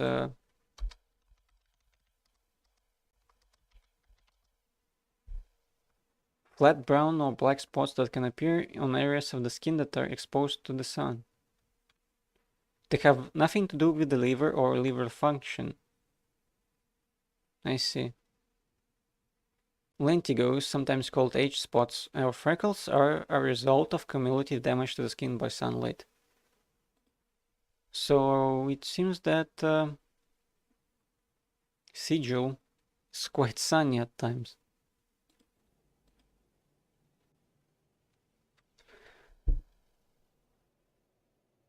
He's mumbling and smacking his lips as his eyes make a circuit of the room. Greetings. Completed my journal. Aha! The man's eyes light up as he hears your voice. Tisn't my steady crop of gin come to ferret waiting arms again? The ferrets waiting ferrets waiting arms again. Greetings, corpse. He smiles a wicked grin. Have you come to ask Ferret for another jaunt into the mortuary walls? Ferret, I've come for information. I've been told that you know something about me. Know something about you? The light in Ferret's eyes dims. He studies you, mumbling slightly as his eyes flicker up and down in your frame. Corpse, no? Yes. His eyes meet yours. Ah, no. Ferret, what is it? Ferret studying you with a dead, even gaze. Tisn't a mummer's fair, corpse. No time for games, no time for Ferret to play the wheel. What are you asking such questions for? Truth, I have forgotten myself, and I was told to seek you out, that you would know something of me. Ferret licks his lips. They make a rasping sound like dry parchment on sand.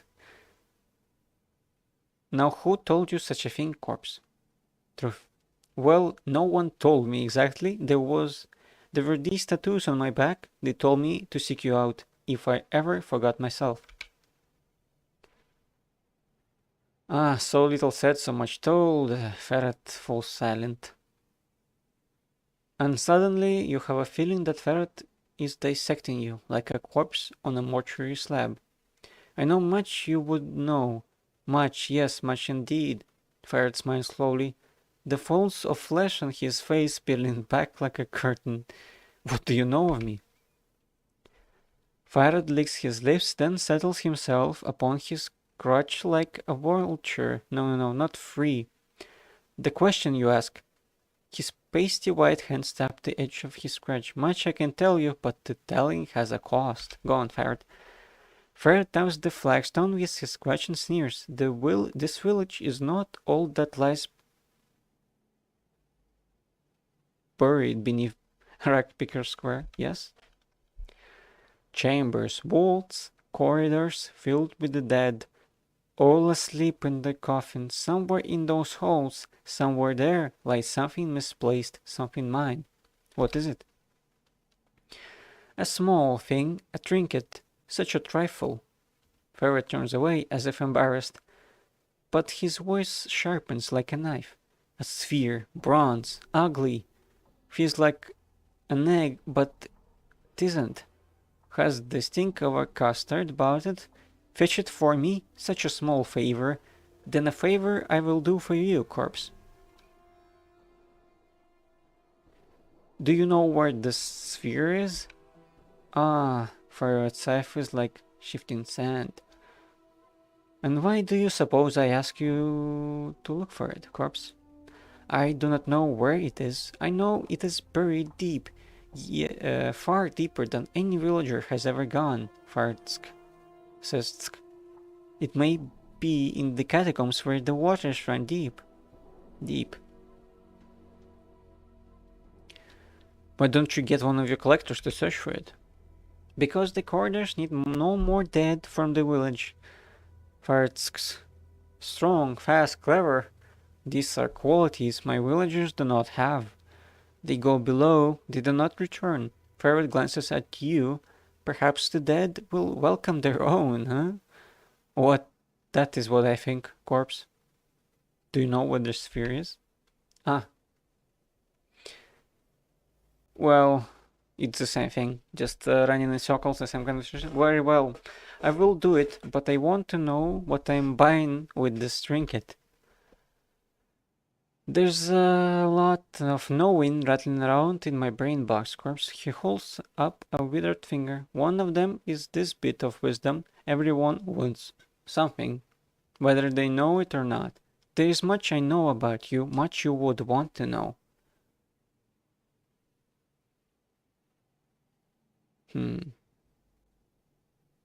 I doubt you can tell me anything of value, Farron. I've learned another priceless bit of wisdom for you. I give it for free. A man is often wrong about a great many things, and a dead man is one who has been wrong one too many times. Ferret licks his lips. Much do I have to tell you that one would consider of value. Very well, I will see about finding the sphere for you in exchange for what you know. Very well, a deal struck, a deal made. Ferret cracks, he scratched sharply against the flagstones. A sphere for a peek inside my brain box now, corpse. There is no time to waste. Go to the gate at the south and east and tell those slumbering fools to open it for you. Make haste, make haste. Very well, I will go to the gate now and enter the catacombs. Dated my journal. All right. I have a feeling I should sell all my stuff before I go there, buy some spells and so on. All right. Maybe Mabuff doesn't even have a magic missile.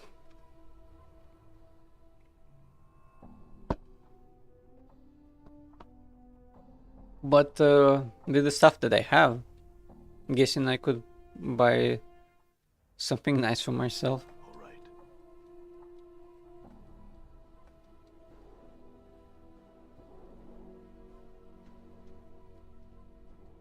Probably be a shield spell or something like that. Although it does seem a bit different. It's not exactly Forgotten Realms stuff. The spells are kind of different. I wonder if I'm gone. I don't think this was developed by the same developer of Baldur's Gate though. It's probably just that they use the same engine and stuff. I have to use Chunk to traverse the portal. But I have plenty of it, so no worries. And my buff is right here in this house. Pretty close, actually.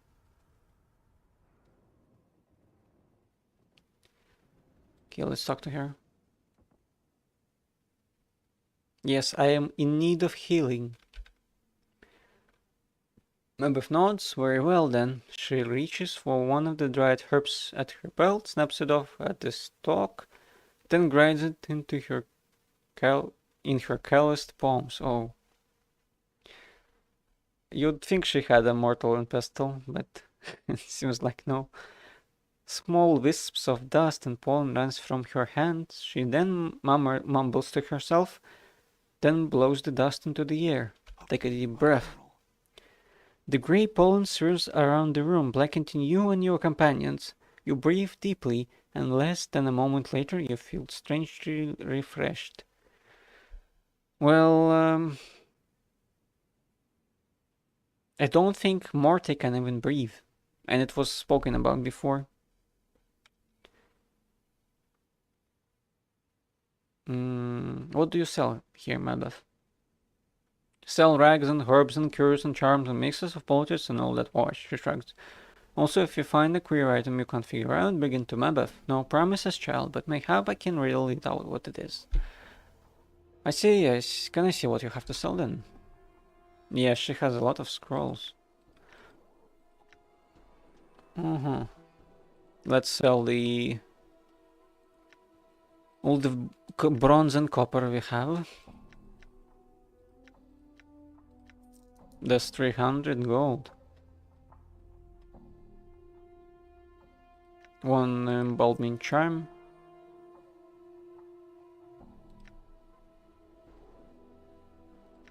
Doesn't buy weapons though. Tarnished silver bracelet. Silver earring. What is? Why is it red? Seems like Darkon can't wear earrings. He has ears alright, but I don't know.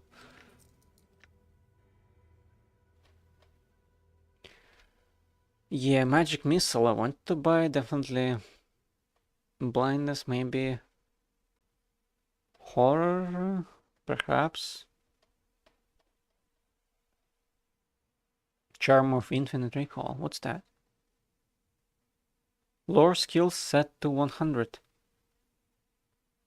This charm can only be used to identify non items, can only be used on the quick. So I have to use it. Then item I want to identify.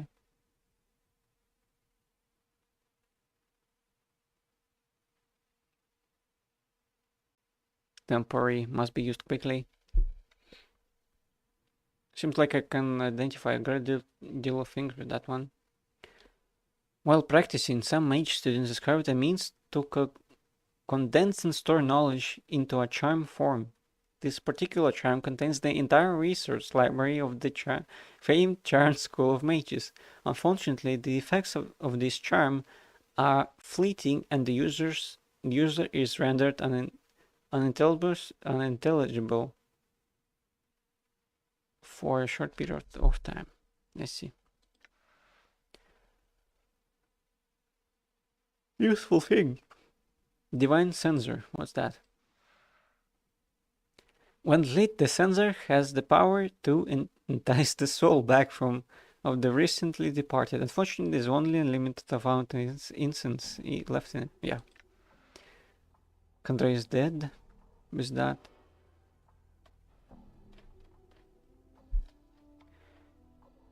Heart charm. It's probably just more here. More health. Scroll on knock might be useful. Although it costs a pretty penny.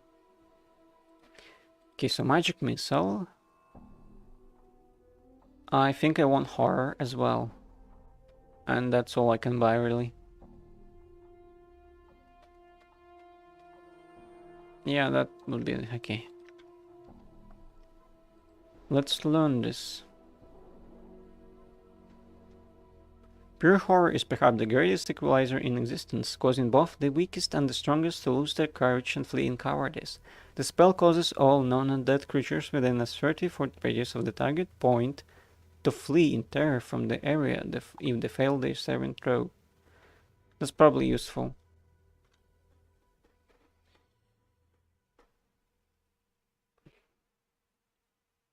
"30-foot radius, saving throws negative?" It means that the saving throw is made to negate the spell altogether. Doesn't say much else though. Like what kind of creatures what it wouldn't work on, basically. But it might work in the other game. This spell shapes arcane energies into unerring missiles. The greater your skill, the more missiles you can hurl from your body. 2 to 5 points of damage. That's worse than what Tarkan has. Potentially I could damage for 25 damage, I guess. Pretty useful. But that would be at 9th level. Now, right now, what is my level? Level 3. Only one magic missile. All right.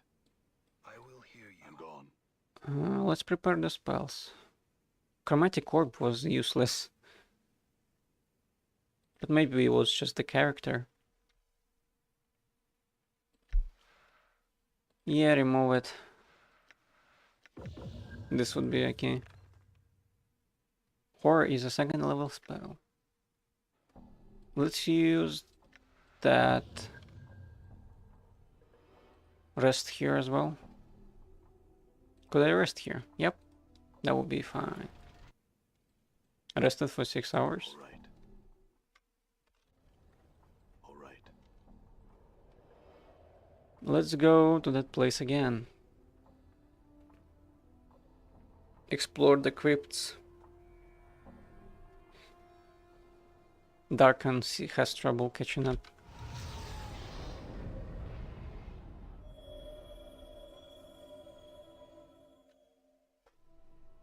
Done.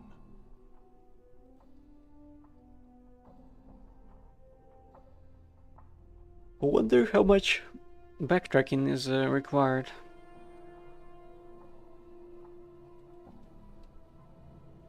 Feeling kinda sleepy, it seems today. Might play for 30 more minutes or so.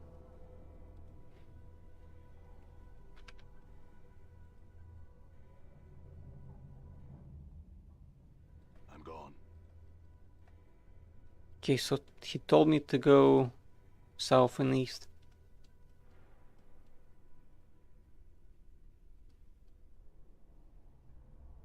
Is this the place?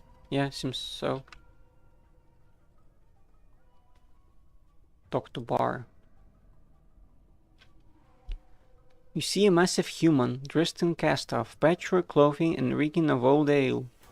He's truly huge. It's obvious he was chosen for the job for his brawn, not for his brains.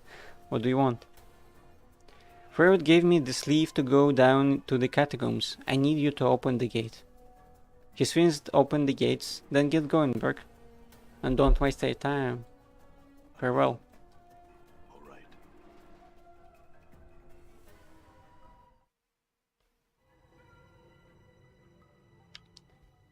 This is catacombs, right? I'm gone. Let's rob it blind. Has a skull in there. Generic human skull. It is not as talkative as Morty, but perhaps that's just as well.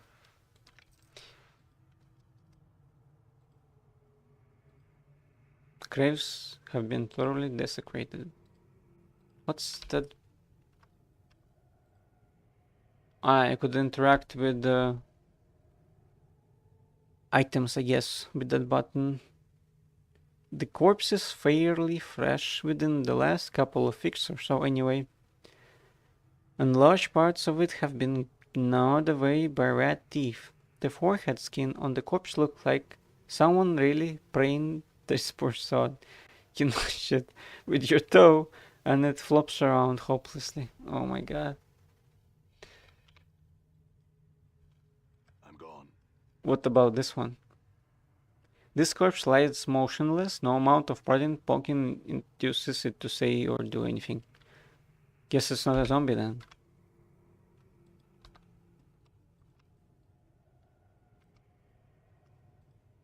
This grave had been thoroughly desecrated.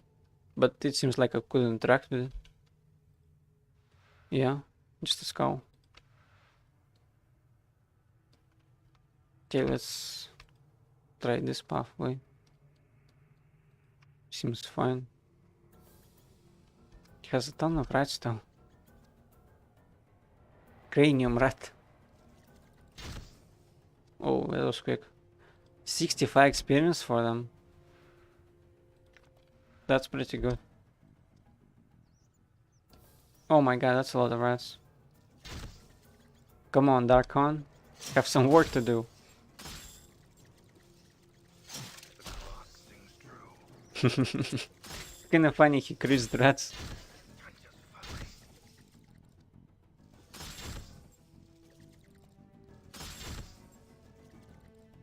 I'll probably need to heal him though. I'm gone. After that. Bunch of red tails.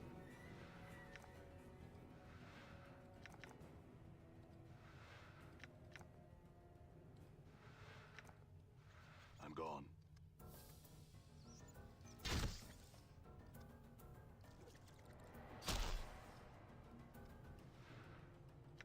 What's up? Zombies might be bad. Okay. Let's get the red tails. Lit Morty tank. I shall serve. Darken is badly damaged. Oh my, I think he changed targets. But it worked.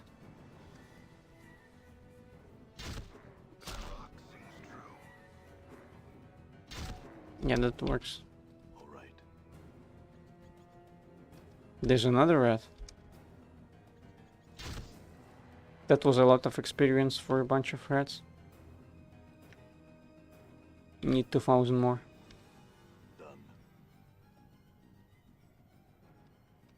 Oh wait, there's some kind of item.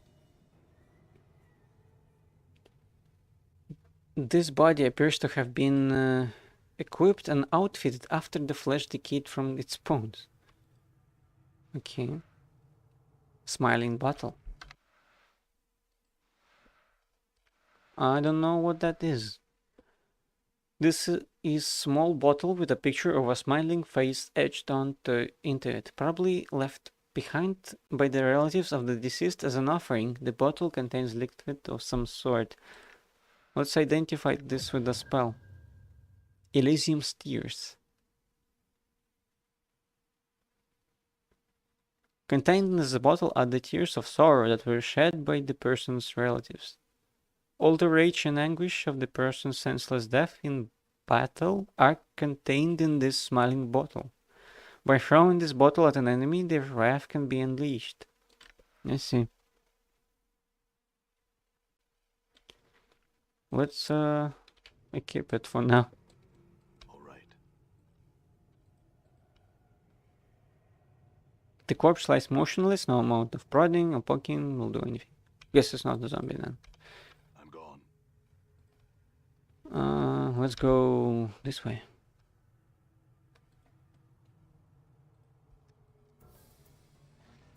Oh, that's a real rat. What? All right. My bite's not working on this thing. Bite's not working on this thing. Probably only Darkon could My bite's not working on this thing. damage it then. Done. My bite's It's a not magical working on this thing. creature. My bite's not working on this thing. My bite's not working on this thing. What about My bite's Darkon? not working on this thing. Can he just not hit it? And I shall Bite's not serve. working on this. Damn it. Yeah, doesn't seem like it. He can. My weapon is Yeah. effect. Could I perhaps kill it with 2 magic missiles? 4 damage.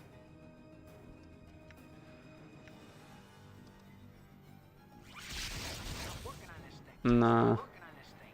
that's too much. Let's go this way then. Another crypt. Many lootables, bandages, embalming fluid, that's all good. A skull, rags, bandages.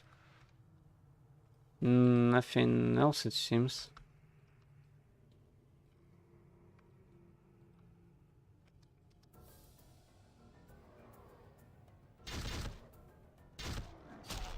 All right. The clock sings true. I think it might be beneficial to make the nameless one tank. instead of anyone else. The sandy-haired collector's corpse is covered with nasty bites. The dead man's neck still writhes, as if it were trying to twist itself off of its body. That's interesting. Certainly.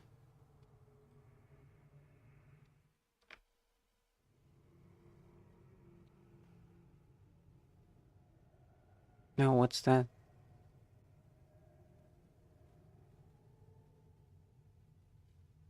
Stop! Thou have come too far, traveler, and trespassed into the dead nations, realm of the silent king. Will thou submit peacefully? Submit to what? 'Tis the will of the silent king that all who pass the gates into our nation become prisoners of our lands. Wilt thou submit? Seems like I have no choice. Very well, I will submit. Come then, we shall show thee the chapel. To the chapel, know this, thou shalt be free to wander these halls, but not leave the catacombs. Thou shalt be a prisoner here until thy death. Though should thou later arise as we have, thou shalt be free. Praise the silent king. His will be done. Follow them. Updated my journal. Seems like I simply have to die here. That's all. Another member of the living. Most are slain by the ghouls this far into the catacombs. You are fortunate.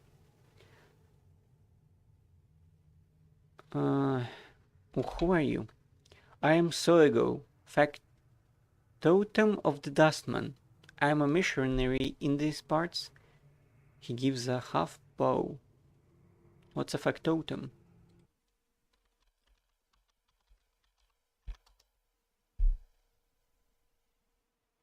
A person having many diverse activities and responsibilities. I see.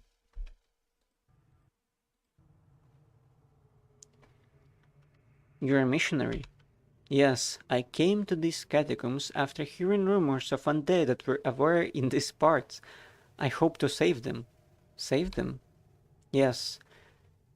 Passion ties them to this false life. I hope I can teach them to forsake these passions and leave this false life behind and reach the true death.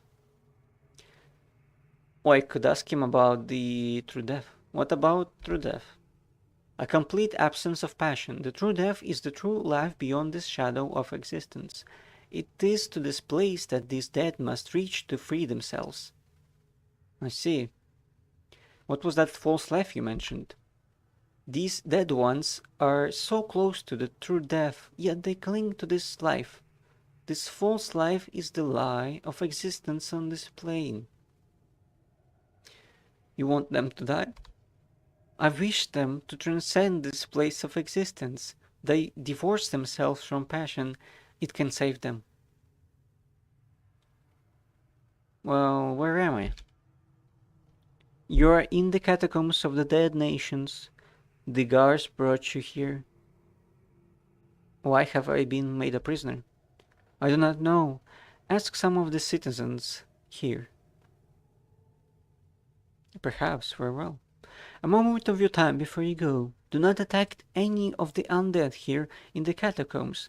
They will not harm you so long as you remain peaceful. Should you prove hostile, they will defend themselves. And there are many of them. Lastly, you may return here if you need to rest. Okay. Updated my journal. Probably should rest now. I need to rest. Of course, we shall be safe in this chamber until you rest. Rested for 1 day. I see. Done. Oh, well. 10 bandages in these barrels. All right. What's about this pedestal?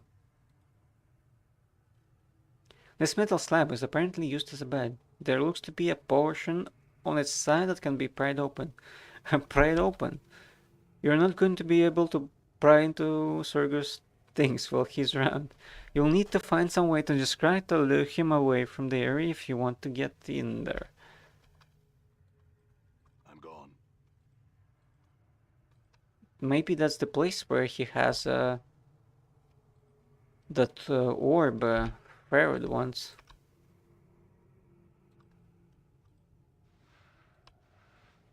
A bunch of locked things.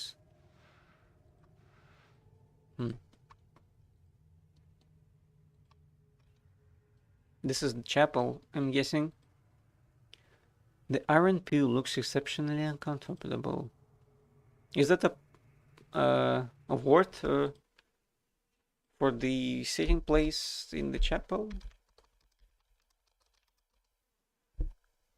A pew is a long bench seat or enclosed box used for seating members of a congregation or choir in a church, synagogue, or sometimes a courtroom. I see. I did not know that.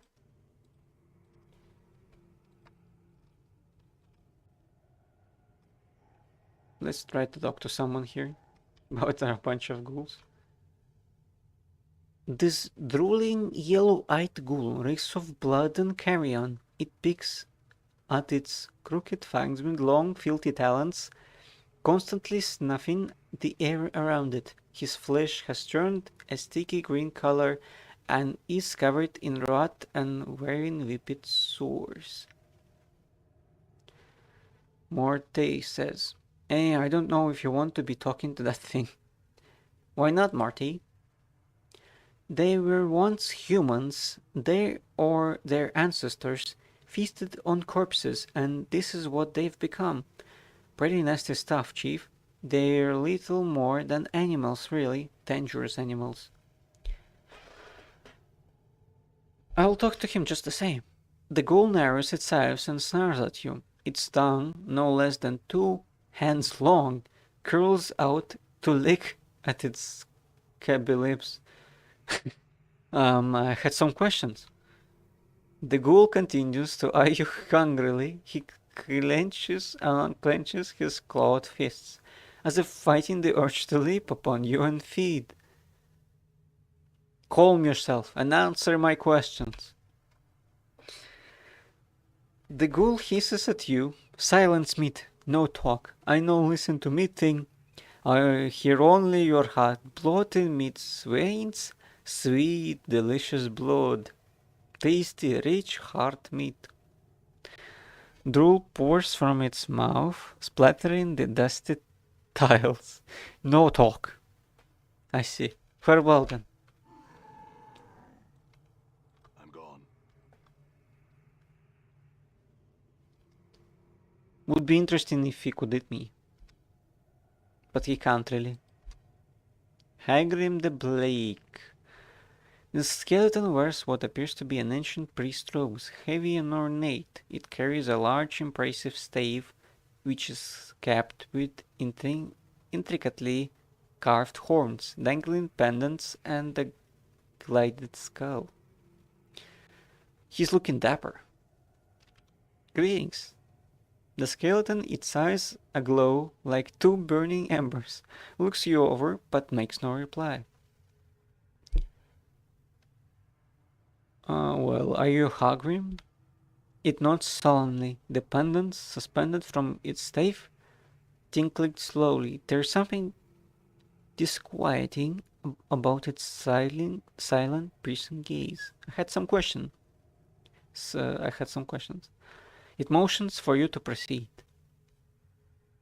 "Why have I been made a prisoner?" "'Tis the will of the silent king. The living who are caught here are made to languish in his halls until they join the quiet ones." Could he be convinced to allow otherwise? After a short silence, his jaws creak open. "'Tis doubtful, but perhaps. Mysterious are the ways of silent king." "May I speak with him?" It holds up a bony palm. With a creaking groan and a puff of dust, its jaws open to speak. "No." Its voice, deep and resonant, echoes for a long while in this vaulted chamber. "But why not?" Its voice booms throughout the chamber. No living creature may pass the doors that lead to the throne, to his throne room, nor would I allow thee an audience even if such a thing were possible. Thou shalt not see him. But I need his permission to leave. It holds up his palm. No, by the power of the Silent King, thou shalt not leave this place. What can I do to convince you? Firstly, I would know why thou art here. I'm looking for something, a small bronze sphere. He shakes his head. I have seen no such thing. Why dost thou seek its object? For my name Farad. The skeleton draws back. It looks up and away, as if peering at the surface. Blood still beats in his black, worm-ridden heart.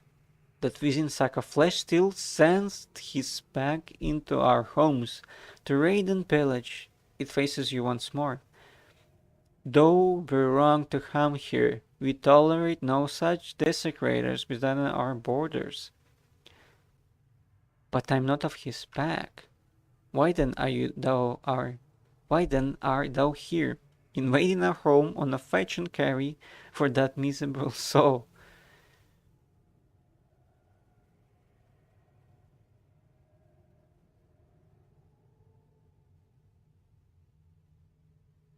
I'm fighting the sphere for him in return for information I need. There is no other loyalty between us. It looks you over carefully, tapping its chin with a bony finger. Click, click, click. Thou do not seem the sort to follow such a man. Perhaps you speak the truth. Perhaps your presence here is tolerable. Tolerable. Good. I had other questions.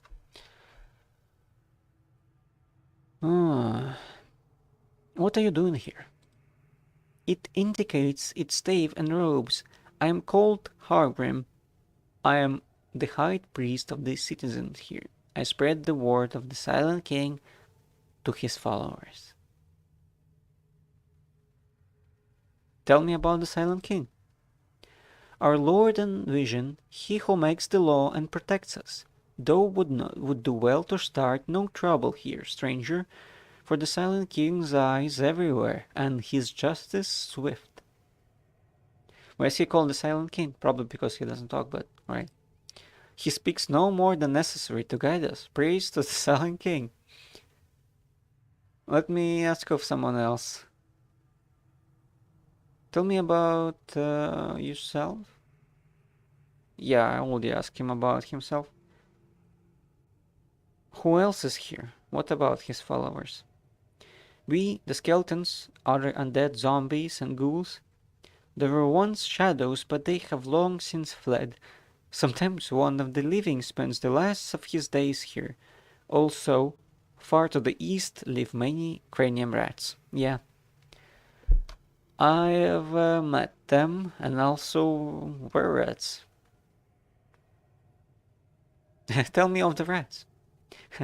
They're hive-brain vermin who once came here in great numbers, feeding upon the corpses in our care. The ghouls have, for the most part, driven them back. They no longer leave their warrens to the east of here.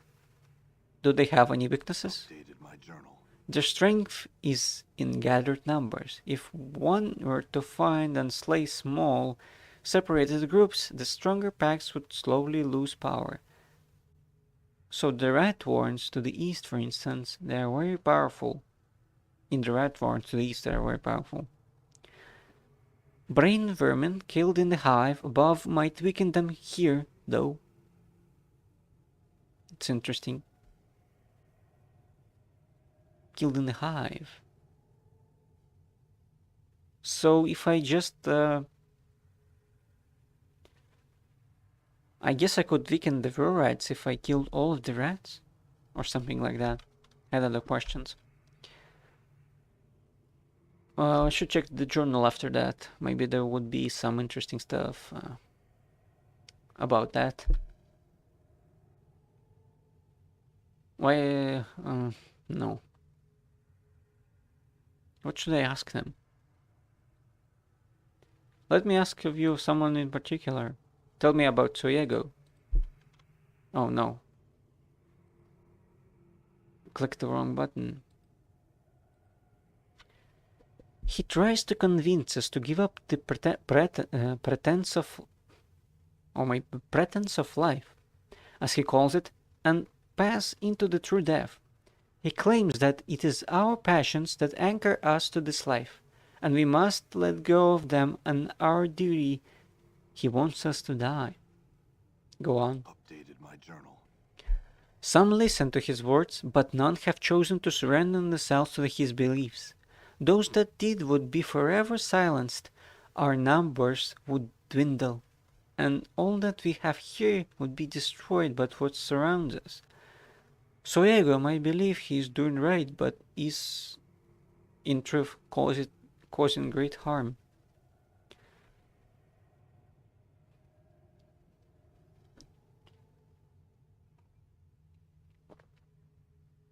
Why do you allow him to stay? We cannot force him to leave. He knows we cannot harm him. That truth. So undead may injure. No undead may injure a dustman unless first attacked. Also, the Silent King wishes no slaughter in his halls. I see. That's all I wish to know. Let's look around some more. I think I could basically die once. If I make maybe Darkon kill me or Morte. That will be interesting. Not sure what would happen though. Junk. Such a...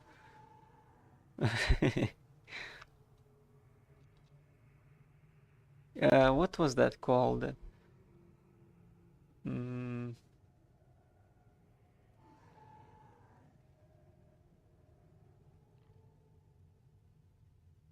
Technopunks or something like that? No, it wasn't called that. Oh, they scream as well. It must be one of the ghouls, I guess. The skeleton is muttering to itself, occasionally pausing to scratch its skull. It's old enough so that no meat is left on its bones, only a few colored rags. Greetings. It notes greeting in return, but does not reply to you. I had some questions. The skeleton looks up at you and grunts in frustration. Not now, forgive me, but I have the most horrid riddle on my mind, and I can't puzzle it out. What's the riddle? It seems surprised. Oh, going to give a try, art thou? Yes, go ahead. Very well. This is form of a chortling buffoon of a bone bag thou may well find nearby. It refuses to give me the answer, and it's killing me. This is form of a chortling buffoon of a bone bag. Thou may well find. Go on then. Think of words which end in gry. Angry and hungry are two of them. There are but three words in the common tongue. What is the third word? The third word is something that one uses every day. If thou hast listened carefully, I have already told thee what it is. Yeah, of course you have. It's tongue.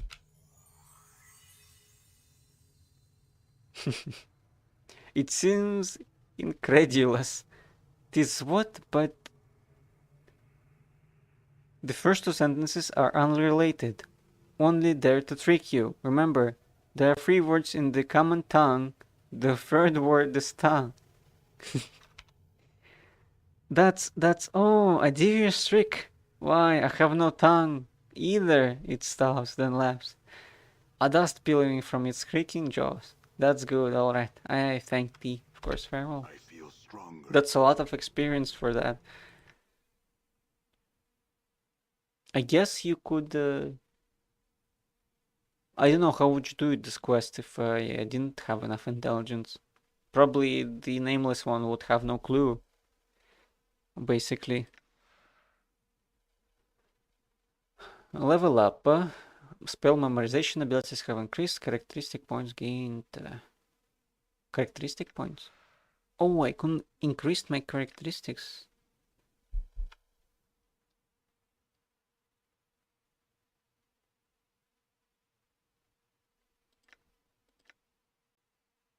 Maybe I should get intelligence or wisdom.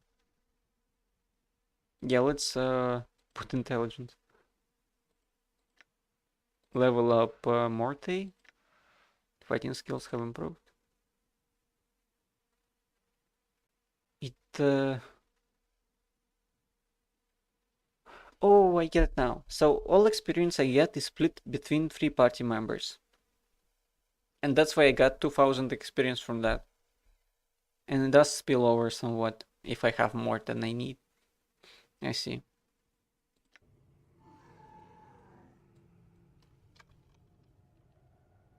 Done.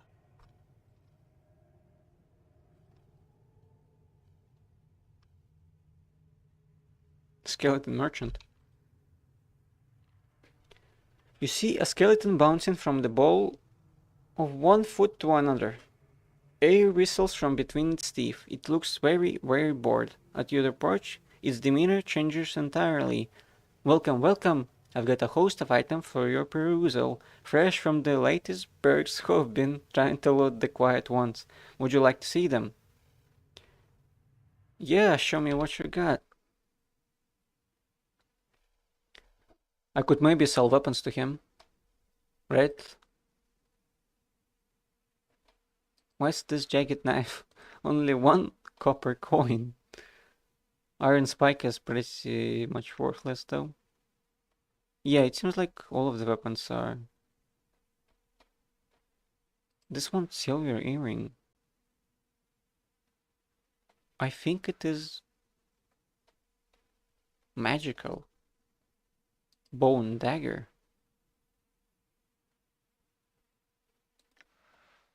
It seems pretty powerful.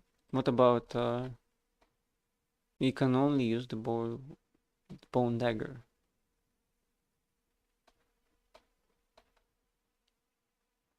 Scroll of ice knife. Level 2 spell.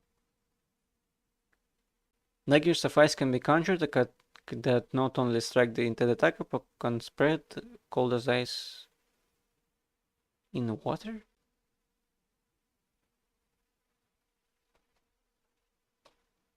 That's strange. This spell fires a magical ice dagger at a target. The caster must successfully hit with this normal missile attack roll. A successful hit causes 2 to 8 points of damage per dagger. 1 additional tool by 2 levels. All creatures within a 5 feet radius must make a successful saving throw with paralyzation. I see. If the attack roll misses, that tackle will fall to the ground. 2 feet past. Using this, this is so complicated.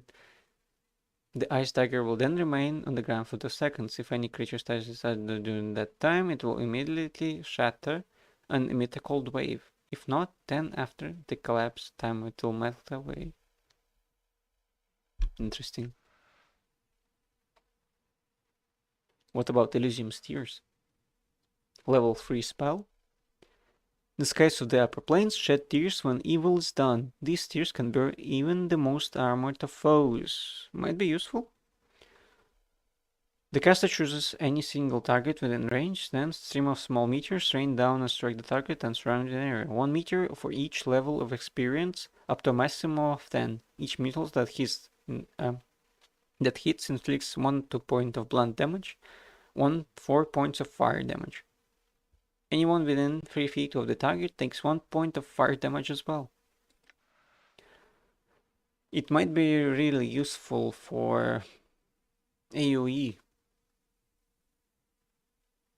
Doesn't seem like I can sell anything to buy it.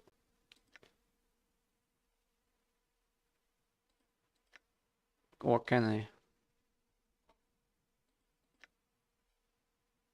Well, that'll be 200. I have could barely just buy it. If I sell something else. What does that do? Red tail? I could sell the red tails.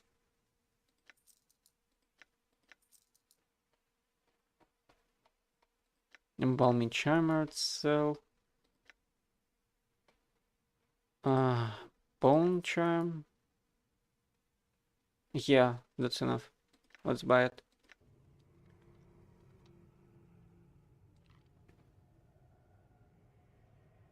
Are you going to answer any of my questions? No. He looks around you. I would rather stare at the wall, frankly. He looks back at you. Are you going to buy something or not? No, I don't think so. I already bought all I needed. I'm gone. God damn, they're screaming. Riddling skeleton. Oh, that's probably from this place. What does Riddling skeleton has to say? Villain, ruining my fun. Damn thee to butter. I would spit at thee. Had any. The skeleton turns away. Its head away from you. All right. Doesn't seem like I. Oh wait. Maybe that was the skeleton that gave a riddle to that other one, and since I told them what the answer is, that probably he didn't like that. This ghoul's face has a great gash across it, and one of its eyes has been destroyed entirely. Despite the relative freshness of the wound, it seems to cause the foul-smelling creature no pain or discomfort. You notice a grimy knife tucked into its waistband. The letters U here are carved into its handle. Didn't we see U here up one floor where the ferret is? He also reached to the knife that he didn't have. Greetings. The ghoul narrows its eyes and snores at you. Its tongue no less than 2 hands long. Yep. Curls out to lick its scabby lips. Are you here? The ghoul continues to eye you hungrily. Calm yourself, answer my question. No talk. Farewell then. Wasn't Dark gone? No, he's also a mage. Enduring grow strong. Maybe I could pickpocket them for the knife. Damn, I wish I could do that. But then I feel like we'll have to fight a way out of here eventually. Is this the place with the silent one? This massive skeleton, far larger than any ordinary human, wears ornate bronze armor engraved with elaborate symbols. As you approach it, it looks down at you briefly, then away again. Greetings. Greetings, living. The thing's voice booms. I stand here as a royal guard of his lord and majesty, the Silent King. I must ask that you do not distract me from my task with questions. Could you at least tell me who you are or where? I am in death, and as I was in life, one of the 99 sons of the Western Mountains, fathered by the member of Amahar, was severed and cast down upon the face of If-Ir. Honor bound to defend our queen, we were lost to this world when ours and Our Lady with it was destroyed by an angry godling, a brother to Amahar. Many of our number roam in the plains, but some, like myself, chose to remain in sigil. When I passed away, I was interred here, and later awoke in the state you find me in. Now, I then choose a new master, the Silent King, to defend. I see. Farewell. Are they perhaps giants? Or were giants at one point? Knifed cool. Let's save and try to kill it. It worked. And he has the knife as well. Oh, here's knife. +1 to luck. Aged. Uh, let's. Oh my god, I didn't want to quick save. But I guess I could just reload. All right. Okay, let's quick save again. Kill the knife ghoul. You see that? And now make my party members kill me. What will happen? Encore. There we go. encore. Shall we proceed? We got out. So I guess that's one way out. Are they going to tell me anything about that now? Perhaps they wouldn't even let me in. Oh, what's that? Something tried to kill Drakon. I'm gone. And he failed his save as well. No, they're all angry. I don't want them to be angry. I think that's not I'm gone. the way you're supposed to play it out.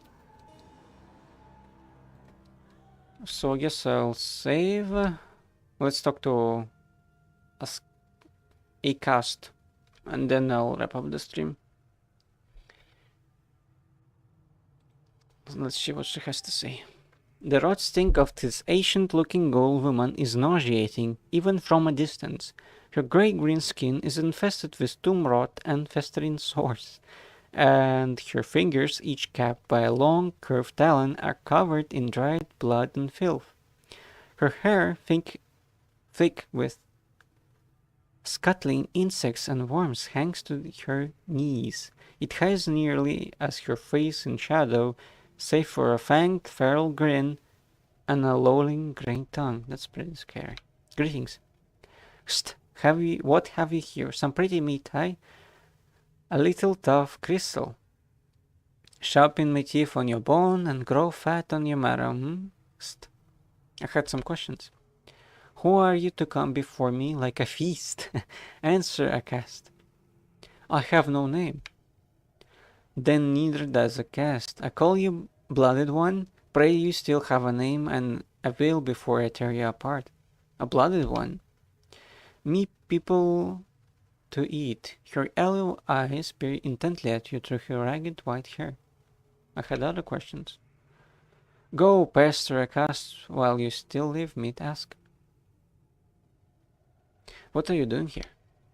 We fight, win and feed. Blooded ones such as you become our food in the end. Ravenous hungers we have. Burn the stomach, never full. We hunger all the time. And here you are. Hurry up. Die and be still. How did you come to be here? Wander catacombs, hunt and kill. Crack open crypt and coffin. Eat bones and dead flesh. Come here, a cast blinks. Here, strange place. A cast stay among the weak. Marrow-filled bones and hurt of dead flesh. Can make noise.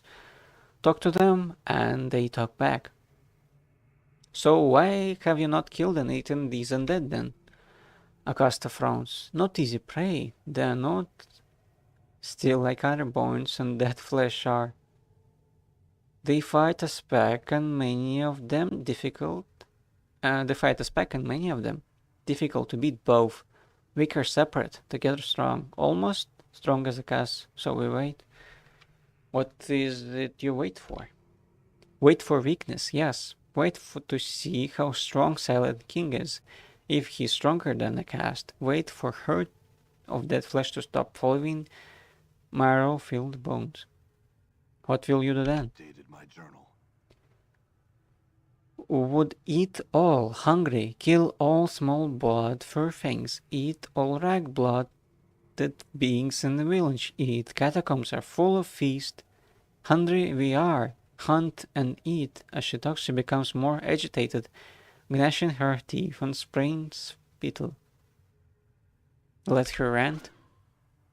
Psst, kill them all. Acasta wood, tear and rend, shed the herd of dead flesh, stupid cattle.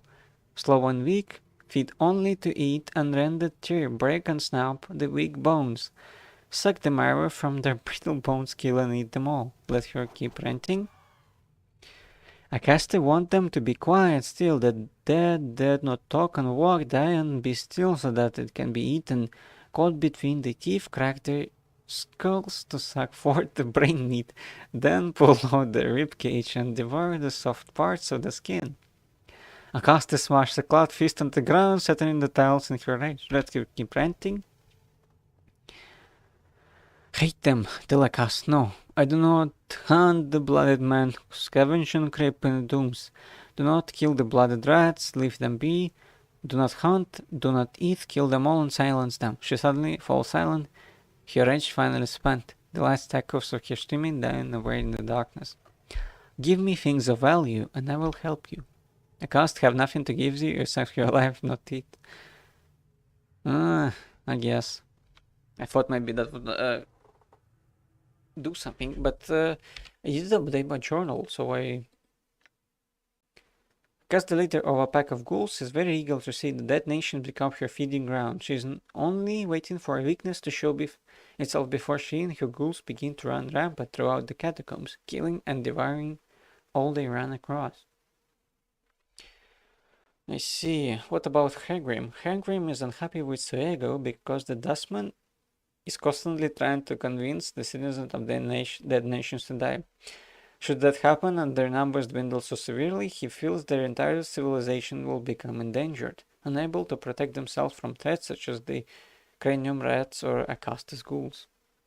I see. Well, I guess I'll continue on